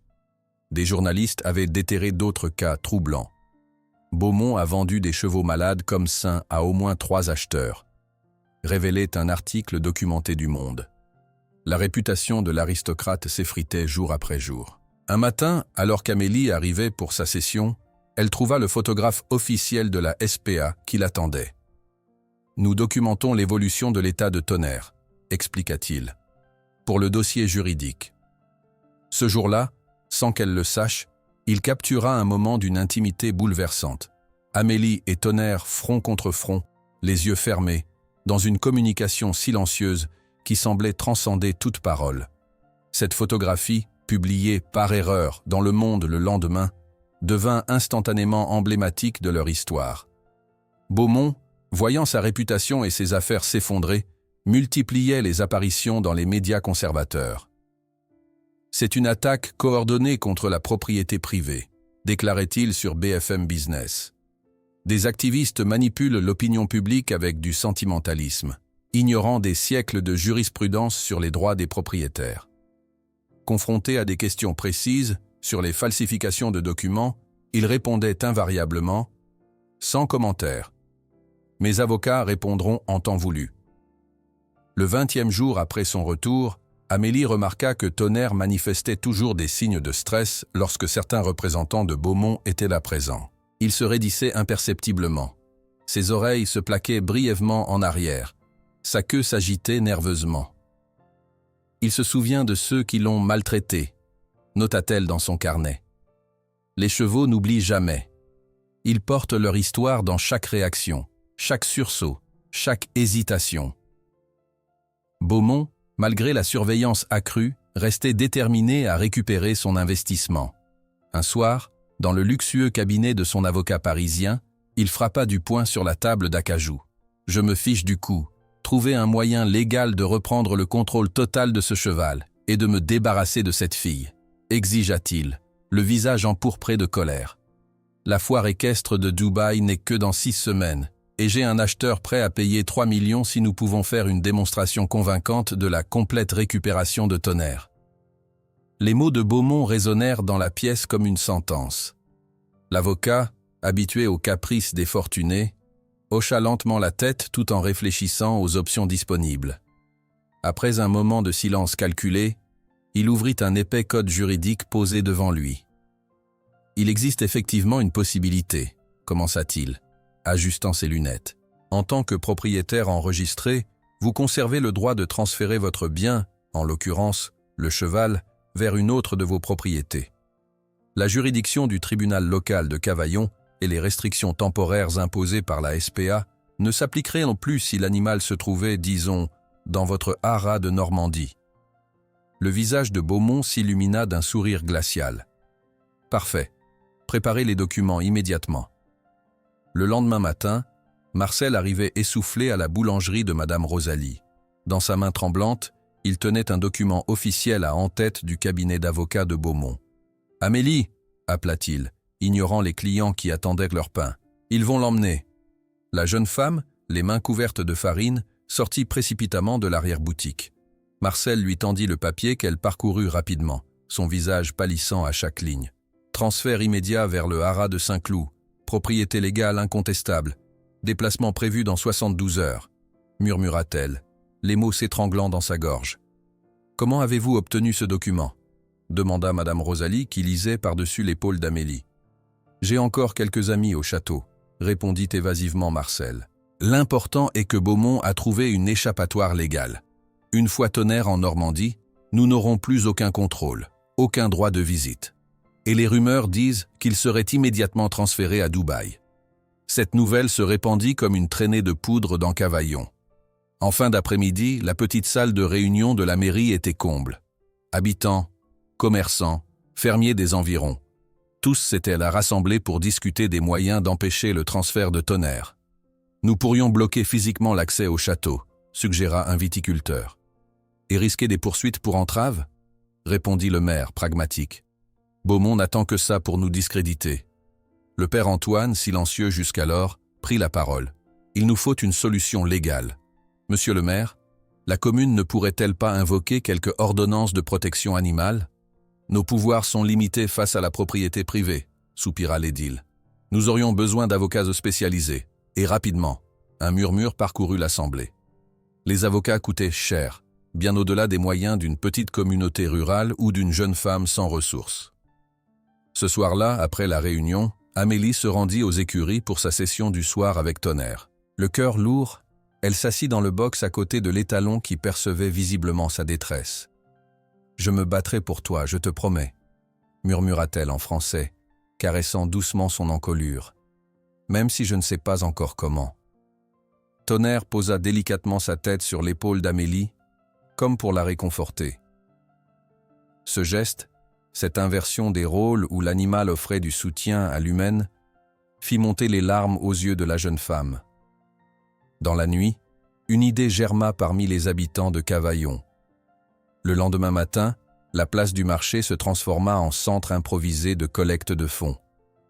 Des enfants vendaient leurs dessins de Tonnerre, des musiciens locaux offraient des mini-concerts, des artisans proposaient leurs créations avec promesse de reverser les bénéfices à la défense de Tonnerre. Madame Rosalie avait confectionné des petits pains en forme de fer à cheval qui s'arrachaient à prix d'or. Un groupe de retraités vidait littéralement leur porte-monnaie dans la caisse commune, tandis que des touristes, captivés par l'histoire, ajoutaient leur contribution. « C'est touchant », observa Marcel à Amélie qui observait la scène depuis la boulangerie. « Mais Beaumont dépense probablement plus pour une seule bouteille de vin que tout ce que nous pourrons récolter aujourd'hui. » Pourtant, ce mouvement spontané attira l'attention d'un cabinet d'avocats d'Avignon spécialisé en droit animal, qui proposa ses services à tarif réduit. Parallèlement, la Société protectrice des animaux déposa en urgence une demande d'injonction temporaire, arguant que le transfert représenterait un risque sérieux pour le bien-être de Tonnerre. Pendant que la bataille juridique s'organisait, Amélie continuait son travail avec Tonnerre, désormais focalisée sur la documentation scientifique de leur lien spécial. Des éthologues de l'Université d'Aix-en-Provence, intrigués par les récits médiatiques, proposèrent de venir observer et enregistrer leurs interactions. « Nous cherchons à quantifier les éléments de communication non verbale entre vous », expliqua la professeure Durand, spécialiste en cognition animale. Ces données pourraient constituer un argument scientifique, pas seulement émotionnel. Lors des sessions suivantes, équipée de caméras haute définition et de capteurs physiologiques, l'équipe universitaire documenta des phénomènes remarquables. La synchronisation des rythmes cardiaques entre Amélie et Tonnerre pendant leurs moments de calme partagés, les micro-expressions de l'étalon en réponse à différentes intonations vocales, sa capacité à anticiper les mouvements d'Amélie avant même qu'elle ne les initie. « C'est fascinant », commenta la professeure après une semaine d'observation. « Nous observons des patterns de communication bidirectionnelle généralement réservés aux relations intraspécifiques, c'est-à-dire entre membres d'une même espèce. Votre lien transcende les barrières biologiques classiques. Ces observations scientifiques, combinées aux dossiers méticuleusement tenus par Amélie et aux preuves de maltraitance antérieure rassemblées par Marcel, commençaient à constituer un dossier solide. Pendant ce temps, Beaumont orchestrait sa contre-offensive médiatique. Dans une interview exclusive accordée à un journal conservateur, il se présentait comme victime d'une cabale rurale contre l'élite parisienne. Des activistes radicaux utilisent le sentimentalisme pour violer les droits fondamentaux de propriété, déclarait-il avec indignation. Demain, ce sera vos fermes, vos terres qu'ils convoiteront sous prétexte de protection. Cette stratégie de division sociale fonctionnait partiellement. Certains propriétaires terriens de la région commençaient à s'inquiéter du précédent que pourrait créer cette affaire. À 3 jours de la date prévue pour le transfert, le maire de Cavaillon fit une déclaration publique surprenante. Devant les caméras de France 3 Provence, il affirma le soutien officiel de la municipalité à la cause d'Amélie et de Tonnerre. « Notre commune défend des valeurs ancestrales de respect envers tous les êtres vivants », déclara-t-il solennellement. « Cette affaire dépasse la simple question de propriété. Elle touche à notre identité provençale, à notre conception de la relation entre humains et animaux. » Cette prise de position courageuse lui valut immédiatement des pressions politiques. Des appels de représentants départementaux, des menaces voilées concernant des subventions futures. Beaumont mobilisait ses réseaux d'influence avec l'énergie du désespoir. La veille de l'audience préliminaire, Amélie passa plus de temps que d'habitude avec Tonnerre. L'étalon semblait percevoir la gravité de la situation, restant exceptionnellement calme et attentif à chaque parole, chaque geste de la jeune femme. « Demain, des gens en costume vont décider de notre avenir », lui expliqua-t-elle doucement, comme s'il pouvait comprendre chaque mot. « Mais quoi qu'il arrive dans cette salle, sache que je n'abandonnerai jamais. » Le jour de l'audience, le contraste était saisissant dans la salle du tribunal provincial d'Avignon. D'un côté, l'équipe juridique de Beaumont, 6 avocats en costumes impeccables, armés d'imposantes mallettes en cuir et d'assistants murmurant à leurs oreilles. De l'autre, Maître Rousseau, avocat vieillissant mais respecté, accompagné d'Amélie dans sa seule tenue convenable, une robe simple empruntée à Madame Rosalie, et de Marcel, dont la cravate élimée trahissait son inexpérience des tribunaux. La salle était comble. Des habitants de Cavaillon s'étaient entassés sur les bancs publics, tandis que plusieurs journalistes prenaient frénétiquement des notes. Les arguments juridiques s'enchaînèrent pendant des heures.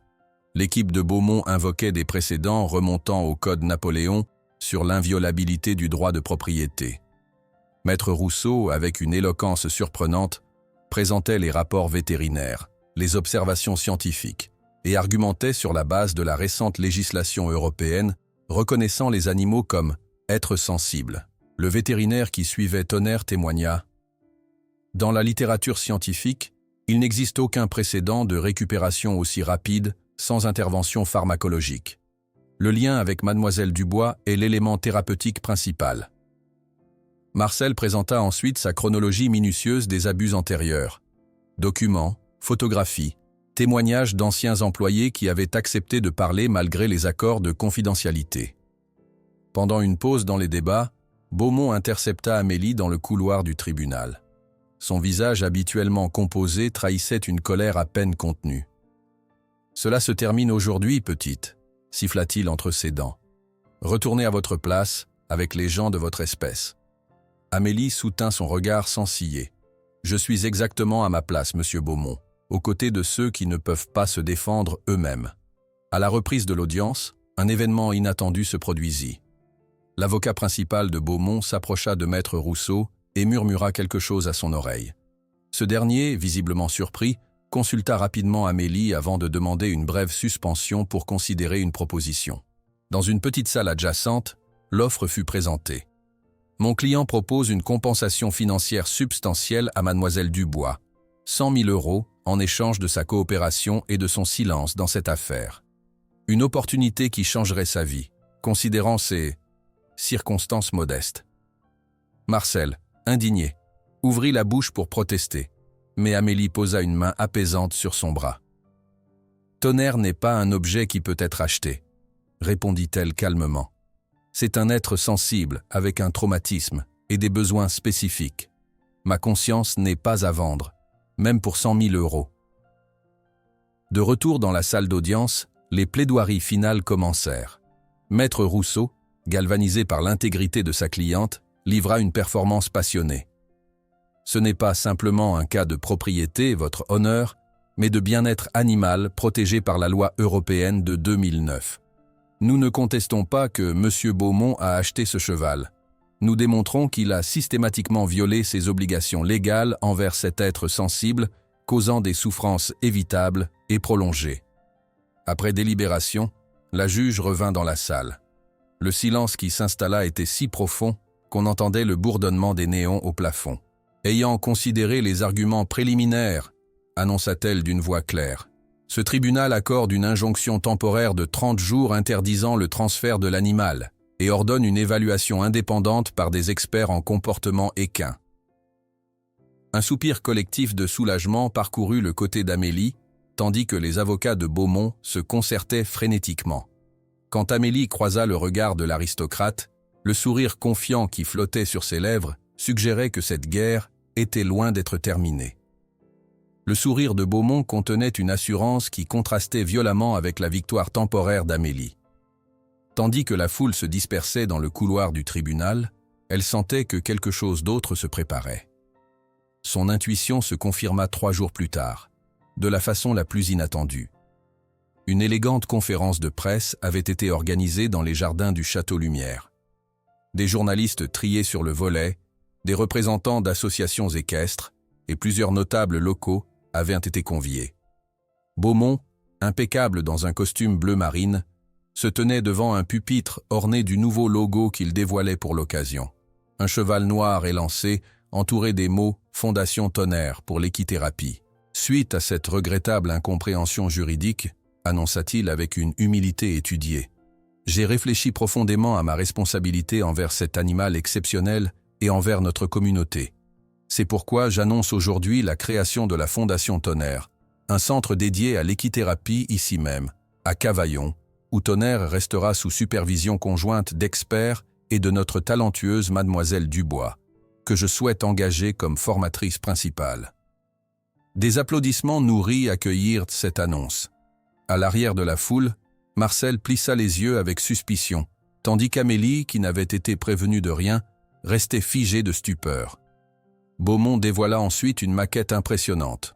Un complexe équestre ultramoderne avec manège couvert, écurie spacieuse et même un petit amphithéâtre pour des démonstrations publiques. Ce centre accueillera gratuitement les enfants défavorisés de notre région, poursuivit-il. Une opportunité que Cavaillon n'aurait jamais pu financer seul. Le soir même, La salle paroissiale vibrait de discussions animées. La communauté était profondément divisée face à cette proposition inattendue. « C'est une victoire complète », s'enthousiasmait le propriétaire de l'épicerie. « Tonnerre reste ici. Amélie garde son travail, et nos enfants bénéficient d'installations de premier ordre. »« Ne soyez pas naïfs », rétorquait Marcel. Beaumont n'a jamais fait un geste désintéressé de sa vie. Ce revirement cache quelque chose. Amélie, assise silencieusement au fond de la salle, observait les visages autour d'elle. Des gens qui, quelques semaines auparavant, la considéraient comme une étrangère, défendaient maintenant passionnément des positions opposées en son nom. Le père Antoine s'approcha doucement et prit place à ses côtés. « Tu sembles troublé, mon enfant. »« Je ne sais plus quoi faire, mon père. » admit-elle, la voix basse. « Une partie de moi veut croire à cette solution, pour Tonnerre, pour tout le monde. Mais parfois le compromis semble être le chemin le plus sage, » répondit le prêtre, pensif. « Mais nous devons toujours écouter cette petite voix intérieure qui nous guide vers la vérité. » Le lendemain, le maire convoqua Amélie dans son bureau. L'homme, habituellement cordial, semblait inhabituellement tendu. « Mademoiselle Dubois » commença-t-il en se frottant les mains, « vous comprenez l'opportunité extraordinaire que représente ce centre pour notre commune. Pensez aux enfants, aux familles qui n'auraient jamais pu accéder à l'équithérapie autrement. »« Je comprends, monsieur le maire », répondit Amélie, devinant la suite. « Alors vous comprendrez que l'intérêt collectif doit parfois prévaloir sur des inquiétudes personnelles. Le conseil municipal soutient unanimement ce projet. La pression était subtile mais réelle. Cavaillon tout entier semblait maintenant attendre qu'elle accepte gracieusement cette solution miraculeuse. Pendant ce temps, Marcel menait sa propre enquête. Un après-midi, remarquant l'assistant personnel de Beaumont entrer dans un café d'Avignon, il s'installa stratégiquement à la table voisine, prétendant lire un journal. Son vieux téléphone, discrètement posé sur la table, enregistrait la conversation que l'assistant menait avec un homme à l'accent étranger. « Monsieur l'émir sera satisfait de cette solution transitoire », disait l'homme. « Après l'inauguration du centre et quelques mois de publicité positive, le transfert vers Dubaï comme ambassadeur de la fondation se fera naturellement. »« Exactement », confirmait l'assistant. « Le contrat est déjà rédigé. Une fois la poussière retombée, ce cheval prendra l'avion exactement comme prévu initialement. » Cette révélation glaça le sang de Marcel. En quittant précipitamment le café, il ne remarqua pas le serveur qui l'observait attentivement, téléphone à l'oreille. Les visites d'Amélie à Tonnerre continuaient sous supervision. Désormais plus attentive aux détails, elle commença à noter des comportements troublants. Chaque fois que certains représentants de Beaumont étaient à présent, particulièrement son assistant personnel, Tonnerre montrait des signes subtils mais indéniables de stress. Oreilles qui se plaquaient momentanément, queue qui s'agitait nerveusement, respiration qui s'accélérait. « Il se souvient », murmura-t-elle en caressant son encolure. « Tu sais reconnaître ceux qui te veulent du mal, n'est-ce pas ?» L'étalon frémit légèrement sous ses doigts, comme pour confirmer sa perception. Un matin, Marcel retrouva Amélie à la boulangerie, le visage grave. Vérifié qu'ils étaient seuls dans l'arrière-boutique, il lui fit écouter l'enregistrement. Les paroles étaient parfois indistinctes, mais le plan était clair. La fondation n'était qu'une façade temporaire. « Ils n'ont jamais eu l'intention de garder Tonnerre ici », conclut Marcel. « C'est juste pour apaiser l'opinion publique et faciliter son exportation vers le Golfe. » Amélie s'assit lourdement sur un sac de farine. « Je savais que c'était trop beau pour être vrai. » Le lendemain, une enveloppe luxueuse fut livrée à l'appartement d'Amélie. À l'intérieur, un contrat officiel la nommait directrice technique de la fondation pour 5 ans, avec un salaire qui ferait pâlir d'envie n'importe quel instructeur équestre de la région. « C'est une somme qui changerait complètement ta vie », observa Madame Rosalie en découvrant le montant. « Tu pourrais même acheter ta propre maison. » La boulangère s'interrompit, contemplant le document avec ambivalence. La boulangerie pourrait s'agrandir avec le tourisme que le centre attirerait. Mais à quel prix pour toi et Tonnerre? Cette question résumait parfaitement le dilemme moral qui torturait Amélie. Le soir même, on lui proposa de visiter l'orphelinat local dont les enfants seraient parmi les premiers bénéficiaires du programme d'équithérapie. Dans la cour austère de l'établissement, 5 enfants l'accueillirent avec une curiosité timide. Parmi eux, Une petite fille de 8 ans, aux grands yeux tristes, refusait de parler depuis qu'elle avait assisté à un accident domestique qui avait emporté ses parents. Amélie reconnut immédiatement en elle le même regard qu'elle avait porté après son propre drame. « Est-ce que c'est vrai que ton cheval comprend quand on est triste ?» demanda un petit garçon aux genoux écorchés. « Ce n'est pas vraiment mon cheval », corrigea doucement Amélie. « Mais oui, il comprend la tristesse parce qu'il l'a connue lui-même. » La directrice de l'orphelinat l'accompagna ensuite dans son bureau. Ces enfants n'ont jamais accès à ce genre de thérapie. Les listes d'attente sont interminables, les coûts prohibitifs. Ce centre serait un miracle pour eux. Cette nuit-là, Amélie ne trouva pas le sommeil. Allongée sur son lit étroit, elle tournait et retournait toutes les possibilités dans son esprit. D'un côté, la certitude que Beaumont trahirait ultimement Tonnerre. De l'autre, le bien immédiat que la Fondation apporterait à tant d'enfants vulnérables. Vers 3 heures du matin, elle se leva et sortit la flûte de sa mère. Les notes mélancoliques s'élevèrent dans l'obscurité de l'appartement, comme une prière silencieuse pour obtenir la clarté. Le lendemain, sa décision était prise. Dans le bureau luxueux de l'avocat de Beaumont, elle déposa le contrat non signé sur le bureau d'Acajou. « Je vous remercie pour cette offre, mais je ne peux pas l'accepter », déclara-t-elle d'une voix ferme mais respectueuse. « Je ne peux cautionner un accord qui utilise la souffrance d'un être vivant comme monnaie d'échange, même pour de bonnes causes. » L'avocat, un homme aux tempes grisonnantes dont le visage ne trahissait jamais ses émotions, referma son stylo plume avec un claquement sec. « Votre décision est admirable, mais naïve, » répondit-il froidement, rangeant le contrat dans une élégante pochette en cuir. « Je dois vous informer qu'en l'absence d'accord, M. Beaumont m'a chargé d'utiliser toutes les ressources légales à notre disposition. Et je viens de recevoir confirmation que la juge Martine Fournier, connue pour ses décisions favorables aux propriétaires ruraux, reprendra l'affaire dès demain. Par coïncidence, elle est la cousine au second degré de l'épouse de notre client. » Les paroles de l'avocat résonnèrent dans l'esprit d'Amélie, tandis qu'elle quittait le cabinet feutré. La cousine de l'épouse de Beaumont.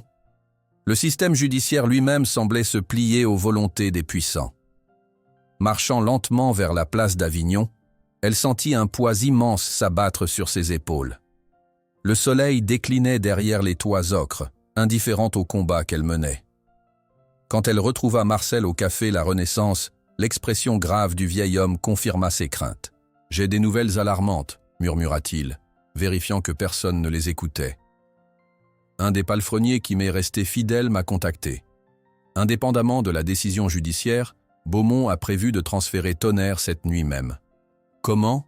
s'exclama Amélie, renversant presque sa tasse. « Un van spécial, des papiers falsifiés, un itinéraire secondaire vers Marseille, puis embarquement immédiat sur un cargo. » Le sang d'Amélie se glaça dans ses veines. « Ils n'attendront même pas le jugement ?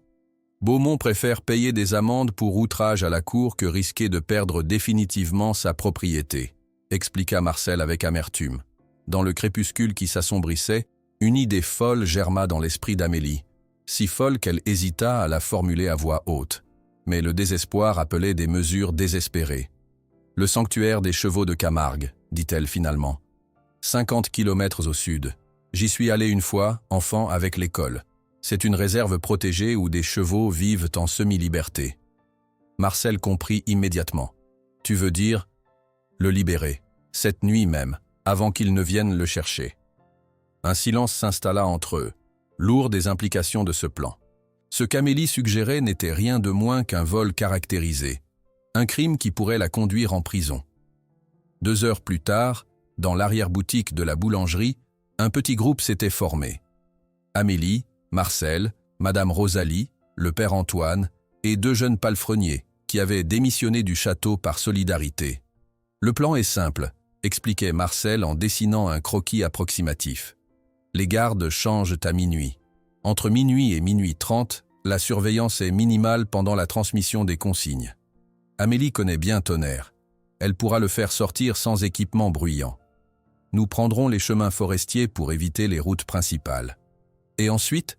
demanda Madame Rosalie, inquiète. « Ensuite, nous improviserons », répondit honnêtement Amélie. « L'essentiel est d'atteindre le sanctuaire avant l'aube. » Le père Antoine, silencieux jusqu'alors, prit la parole. « Ce que vous proposez est techniquement illégal, dit-il doucement. Mais parfois, la justice divine transcende les lois humaines. Je prierai pour votre sécurité. Minuit. Le château Lumière se dressait comme une forteresse silencieuse sous le ciel étoilé. Les phares éteints, la vieille camionnette de Marcel s'arrêta à 500 mètres, dissimulée derrière une haie de cyprès. Amélie en descendit, vêtue entièrement de noir, la petite flûte de sa mère dans sa poche comme un talisman. Marcel créa la diversion prévue. Un appel anonyme signalant une tentative d'intrusion à l'autre extrémité de la propriété. Quand les gardes somnolents se précipitèrent dans cette direction, Amélie se glissa silencieusement vers l'écurie isolée où Tonnerre était détenu. Le cœur battant à se rompre, elle s'approcha de la porte du box. À l'intérieur, Tonnerre s'agita, sentant immédiatement sa présence. La jeune femme ouvrit délicatement le loquet et se glissa dans l'obscurité parfumée de foin. « Nous devons partir maintenant », chuchota-t-elle à l'oreille dressée du cheval. « Me fais-tu confiance ?» Tonnerre émit un léger hennissement, comme en réponse à sa question. Amélie passa un simple licol de corde autour de son encolure, le seul équipement qu'elle s'autoriserait à utiliser. Pas de mort, pas de bride contraignante, juste une invitation à la suivre volontairement. Ils quittèrent l'écurie par une porte latérale rarement utilisée, traversant les jardins ornementaux du château comme des ombres. Tonnerre, malgré sa taille imposante, semblait comprendre la nécessité du silence, posant ses sabots avec une délicatesse surprenante. Dès qu'ils atteignirent le point de rendez-vous, Marcel démarra le moteur. Les deux jeunes palefreniers guidèrent Amélie et Tonnerre vers des chemins forestiers connus seulement des locaux, tandis que Madame Rosalie et le père Antoine retournaient en ville pour établir des alibis. Sous la lumière argentée de la lune, le petit groupe progressait lentement à travers les champs de lavande dont le parfum enivrant emplissait la nuit. Amélie marchait devant, tenant légèrement la corde, Tonnerre la suivant avec une confiance qui serrait son cœur. Marcel et les deux jeunes hommes formaient de l'arrière-garde, consultant périodiquement des cartes anciennes pour éviter les propriétés surveillées. « Nous devons traverser la nationale avant 2 heures, » murmura Marcel. « Après, ce sera uniquement des chemins de terre jusqu'au Petit Rhône. » Au Château Lumière, l'alarme venait de retentir. Réveillé en sursaut, Beaumont écoutait avec une fureur croissante le rapport du chef de la sécurité. « Comment ça, disparu? Un cheval de 500 kilos ne s'évapore pas dans l'air. Les caméras montrent une silhouette féminine, monsieur. Probablement la fille Dubois. Mobilisez tout le monde, hurla Beaumont. Contactez la gendarmerie. Je veux cette voleuse de chevaux arrêtée avant l'aube. » Inconsciente de la tempête qu'elle avait déclenchée, Amélie guidait Tonnerre à travers un bosquet d'oliviers centenaires. La fraîcheur de la nuit provençale faisait frissonner sa peau, mais une étrange exaltation réchauffait son âme. Pour la première fois de sa vie, elle agissait en parfaite harmonie avec sa conscience, quelles qu'en soient les conséquences. Leur première véritable épreuve survint lorsqu'ils atteignirent un ruisseau gonflé par les récentes pluies printanières. Ce qui était habituellement un simple filet d'eau s'était transformé en courant vigoureux d'1,50 m de profondeur. « Il faut le traverser », déclara Marcel, consultant sa carte à la lueur d'une lampe voilée. « Le prochain pont est surveillé. » Tonnerre s'arrêta net devant l'eau mouvante, ses oreilles plaquées en arrière, son corps tendu de méfiance. Amélie comprit immédiatement, l'eau devait lui rappeler des souvenirs traumatiques, peut-être liés à l'incendie qu'il avait survécu. « Il ne traversera pas », murmura l'un des palefreniers. Les chevaux traumatisés développent souvent des phobies de l'eau. Amélie détacha doucement la corde du licol, libérant symboliquement Tonnerre de toute contrainte. Puis, sans hésitation, elle entra elle-même dans l'eau froide qui monta rapidement jusqu'à sa taille. « Je suis là », dit-elle clairement, tendant la main vers l'étalon nerveux. « Je ne te quitterai pas. » Le moment qui suivit sembla suspendu dans le temps. Tonnerre, immobile sur la berge, fixait intensément Amélie qui se tenait dans le courant, lui offrant le choix. Ce n'était plus une question d'obéissance ou de domination, c'était une invitation à la confiance absolue. Avec une grâce majestueuse, l'étalon noir s'avança dans l'eau, rejoignant Amélie au milieu du ruisseau. Ensemble, ils traversèrent côte à côte, l'eau glissant autour de leur corps, comme une bénédiction liquide. Sur l'autre rive, Marcel essuya discrètement une larme. En 40 ans avec les chevaux, murmura-t-il. Je n'ai jamais rien vu de pareil. L'aube commençait à teinter l'horizon quand ils aperçurent enfin les paysages caractéristiques de la Camargue, ces étendues semi-sauvages où terre et eau s'entremêlent en une mosaïque changeante. Des flamants roses s'envolèrent à leur approche, leurs silhouettes élégantes se découpant contre le ciel qui s'éclaircissait. Au loin, des chevaux blancs sauvages, emblèmes de cette région unique, observaient les intrus avec une curiosité distante. Le sanctuaire est juste après cette étendue de roseaux, indiqua Marcel, dont les pas traînants trahissaient l'épuisement. C'est alors qu'ils aperçurent une silhouette qui venait à leur rencontre. Amélie se raidit, craignant un garde ou un représentant de Beaumont. Mais la femme d'une 50aine d'années qui s'avançait portait la tenue caractéristique des soigneurs du sanctuaire. « Mon Dieu !» s'exclama-t-elle en s'arrêtant net. « C'est le cheval de l'incendie de Montpellier !» Amélie et Marcel échangèrent un regard stupéfait. « Vous connaissez Tonnerre ?» demanda Amélie. « Je suis Catherine Moreau, directrice du sanctuaire », se présenta la femme. « Et oui, je connais ce cheval. J'étais la vétérinaire appelée sur les lieux après l'incendie. Je n'oublierai jamais ses yeux ce jour-là. » Elle s'approcha lentement, observant avec étonnement l'animal calme qui se tenait près d'Amélie. « C'est incroyable qu'il vous fasse confiance à ce point. Après ce qu'il a vécu... »« Que voulez-vous dire ?» demanda Marcel. Le visage de Catherine s'assombrit. L'incendie n'était pas un accident, comme Beaumont l'a toujours prétendu. Mes rapports initiaux indiquaient clairement des installations électriques défectueuses, des sorties de secours bloquées, des extincteurs périmés. Beaumont a utilisé ses contacts pour étouffer l'affaire et toucher l'assurance. Cette révélation confirmait leurs pires soupçons sur l'homme qu'ils combattaient. « Nous devons aller au tribunal », déclara soudainement Catherine. « J'ai conservé tous les rapports originaux. Avec vos témoignages et mes preuves, nous pouvons enfin exposer la vérité. »« Le tribunal !» s'exclama Amélie, horrifiée. « Quelles heures est-il ?»« Presque 8 heures, » répondit l'un des palefreniers après avoir consulté sa montre. « L'audience est à 9 heures. Nous n'arriverons jamais à temps, » gémit Amélie. « Nous y serons, » affirma Catherine avec détermination. « Mon 4x4 est garé à 5 minutes d'ici. Tonnerre sera en sécurité au sanctuaire pendant notre absence. » Amélie hésita, déchirée à l'idée de quitter Tonnerre après cette nuit d'épreuves partagées. L'étalon, comme s'il comprenait la situation, poussa doucement son museau contre son épaule, dans un geste presque humain d'encouragement. « Je reviendrai », promit-elle en appuyant son front contre celui du cheval. « Tu es en sécurité ici. » 20 minutes plus tard, le véhicule tout-terrain de Catherine filait sur la route d'Avignon, avec à son bord Amélie, Marcel et une serviette pleine de documents cruciaux. La jeune femme, épuisée par la nuit blanche et les émotions intenses, luttait pour garder les yeux ouverts. « Nous avons une chance », expliquait Catherine en conduisant à vive allure. « Ces documents prouvent non seulement la négligence criminelle ayant causé l'incendie, mais aussi une potentielle fraude à l'assurance. Beaumont a touché des millions en prétendant que ces installations étaient aux normes. » Ils arrivèrent au tribunal avec 10 minutes de retard, se précipitant dans les couloirs de marbre. Quand ils poussèrent les lourdes portes de la salle d'audience, la juge Fournier prononçait déjà sa décision, sans surprise favorable à Beaumont. Ordonne donc la restitution immédiate de la propriété à son légitime propriétaire, avec compensation pour « Votre honneur », s'écria Catherine en avançant d'un pas déterminé vers la barre. « Je sollicite la permission de présenter une preuve matérielle cruciale dans cette affaire. Je suis le docteur Catherine Moreau, directrice du sanctuaire de Camargue, et j'étais la vétérinaire responsable qui a examiné ce même cheval après l'incendie criminel que M. Beaumont a toujours caractérisé comme accident. Et j'ai ici les rapports originaux qui prouvent non seulement la négligence, mais une possible fraude à l'assurance. » Le tribunal entier retint son souffle. Catherine Moreau, document en main, se tenait devant la juge Fournier dont le visage trahissait une contrariété évidente. Beaumont s'était levé d'un bond, son teint habituellement pâle virant au cramoisi.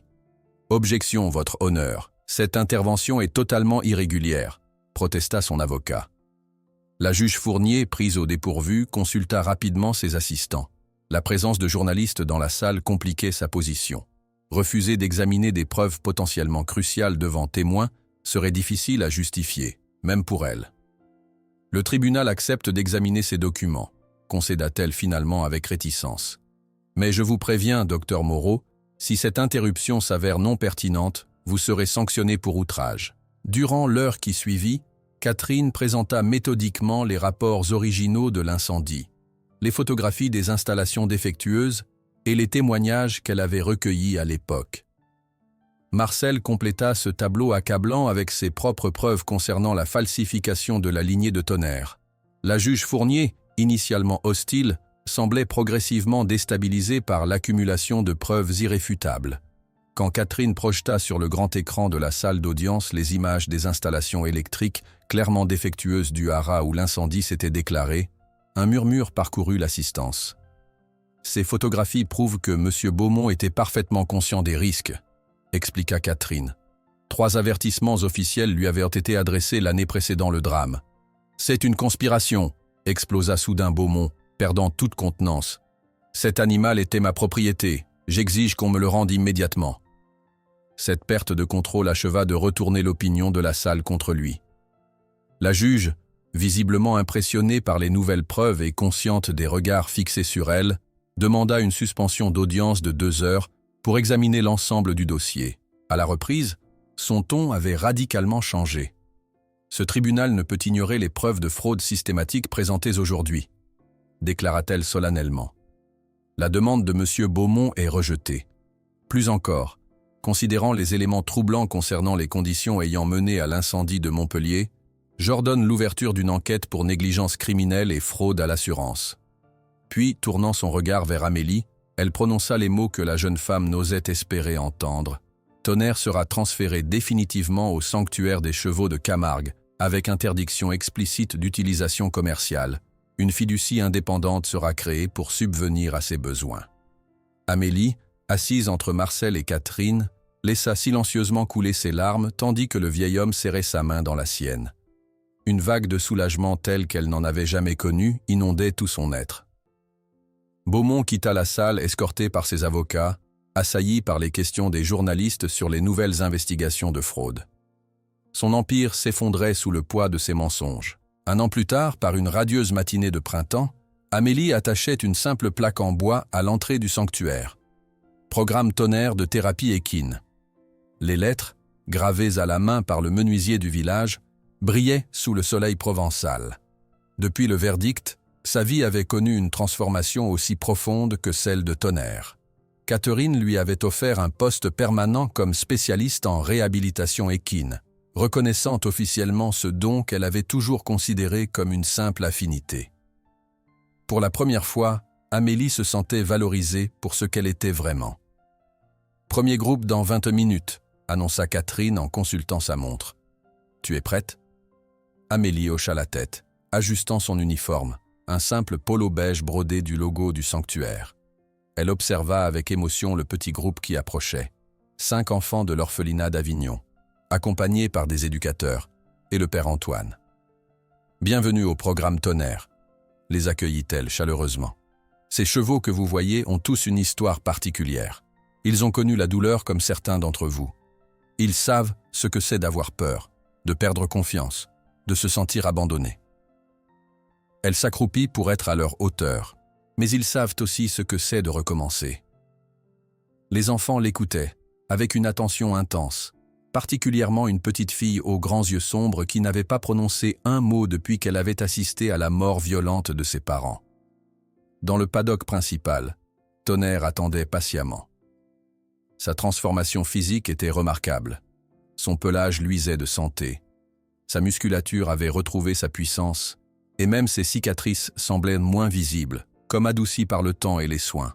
Mais le changement le plus frappant se lisait dans son regard. Cette étincelle de terreur permanente avait disparu, remplacée par une sérénité vigilante. « Il semble si différent de la dernière fois que je l'ai vu », murmura Catherine à Amélie. « Je n'aurais jamais cru le revoir un jour aussi équilibré. »« Il se souvient de vous, » répondit Amélie. « Les chevaux n'oublient jamais, mais ils apprennent à pardonner, quelque chose que nous, humains, parvenons rarement à faire. » Les débuts du programme avaient dépassé toutes les espérances. Ce qui avait commencé comme une initiative modeste s'était rapidement développé, attirant l'attention des spécialistes en thérapie assistée par les animaux de toute l'Europe. Des vétérans souffrant de stress post-traumatique, des adolescents en réhabilitation après des addictions, des survivants de violences, tous trouvaient au sanctuaire un espace de guérison sans jugement. Tonnerre, autrefois considéré comme trop dangereux pour toute interaction humaine, était devenu le professeur senior du programme. Il manifestait une sensibilité particulière envers les enfants aux traumatismes les plus profonds, comme s'il reconnaissait en eux une souffrance similaire à la sienne. L'ancien cellier abandonné aux limites de la propriété avait été transformé en une modeste maison pour Amélie, son premier véritable foyer depuis l'enfance. La communauté de Cavaillon s'était mobilisée pour sa rénovation. Le boulanger apportait des croissants les matins de travail, les enfants de l'école avaient peint des fresques sur les murs, le forgeron local avait forgé une clochette personnalisée pour l'entrée. Cet après-midi-là, pendant que les enfants dessinaient leur première impression du sanctuaire, la petite Marie, celle qui ne parlait plus, s'était doucement approchée de Tonnerre. Avec une prudence infinie, Amélie l'avait guidée, expliquant chaque geste, chaque approche. « Il sait que tu as peur », murmura-t-elle, « et c'est normal d'avoir peur. Lui aussi a eu très peur avant. » À la surprise générale, Marie tendit spontanément sa petite main vers le museau velouté de l'étalon. Tonnerre abaissa délicatement sa tête immense, soufflant doucement sur les doigts de l'enfant. Ce contact, simple mais profondément significatif, arracha un sourire timide au visage habituellement fermé de la fillette.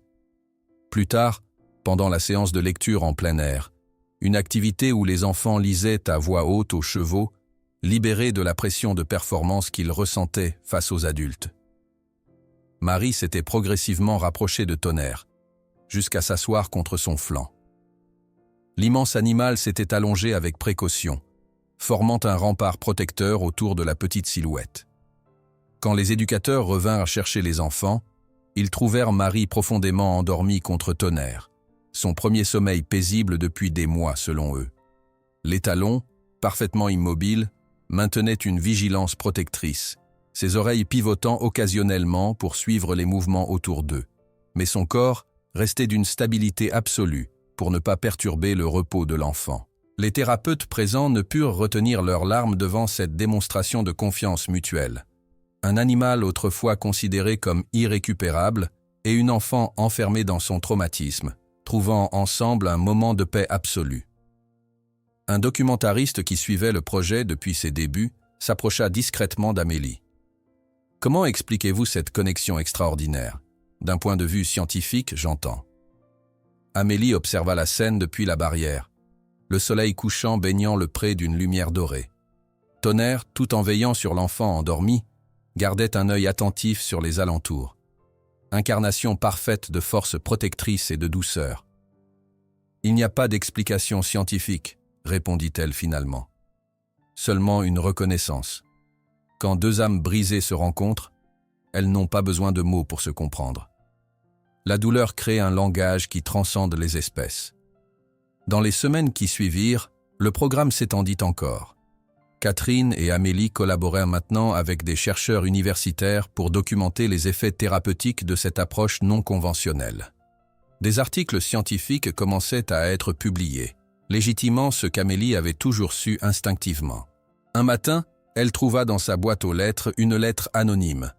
L'écriture tremblante révélait « J'étais l'un des soigneurs qui se moquaient de vous au château. Je voulais vous dire que vous aviez raison. J'ai appris à respecter les animaux différemment grâce à vous. Pardonnez-moi. » Cette reconnaissance inattendue toucha Amélie plus profondément que les éloges des spécialistes ou les articles de presse. La transformation s'étendait bien au-delà de Tonnerre et d'elle-même. Elle irradiait en cercles concentriques, touchant des vies qu'elle n'aurait jamais imaginé influencer. Le père Antoine amenait régulièrement de nouveaux groupes d'enfants, observant avec une satisfaction tranquille l'évolution du programme. « Voyez comme il est attentif à vous », expliquait-il aux petits visiteurs intimidés. « Les chevaux sentent notre vérité intérieure. Ils voient au-delà des masques que nous portons. » Aux premières lueurs de l'aube, avant l'arrivée des visiteurs et des thérapeutes, Amélie et Tonnerre partageaient un rituel privé. Ils galopaient librement dans les plaines sauvages de Camargue, où les chevaux blancs natifs les observaient avec une curiosité distante. sans sel ni bride, dans une communion parfaite de mouvement. Ils incarnaient la liberté dans sa forme la plus pure, non pas l'absence de lien, mais la présence de liens choisis, construits sur la confiance absolue. Leurs silhouettes se découpaient contre le soleil levant, rappelant à tous ceux qui les apercevaient que chaque cicatrice, qu'elle soit sur une peau humaine ou équine, n'est qu'une carte montrant le chemin de la survie. Des années plus tard, quand les visiteurs du sanctuaire demandaient à Amélie comment elle parvenait à communiquer si profondément avec des chevaux traumatisés, elle souriait et répondait « Ce n'est pas une technique qu'on apprend dans les livres, c'est un langage du silence, où deux âmes brisées se reconnaissent, et dans cette reconnaissance, trouvent non seulement la guérison, mais quelque chose de bien plus rare et précieux. Elles trouvent un foyer l'une dans l'autre. »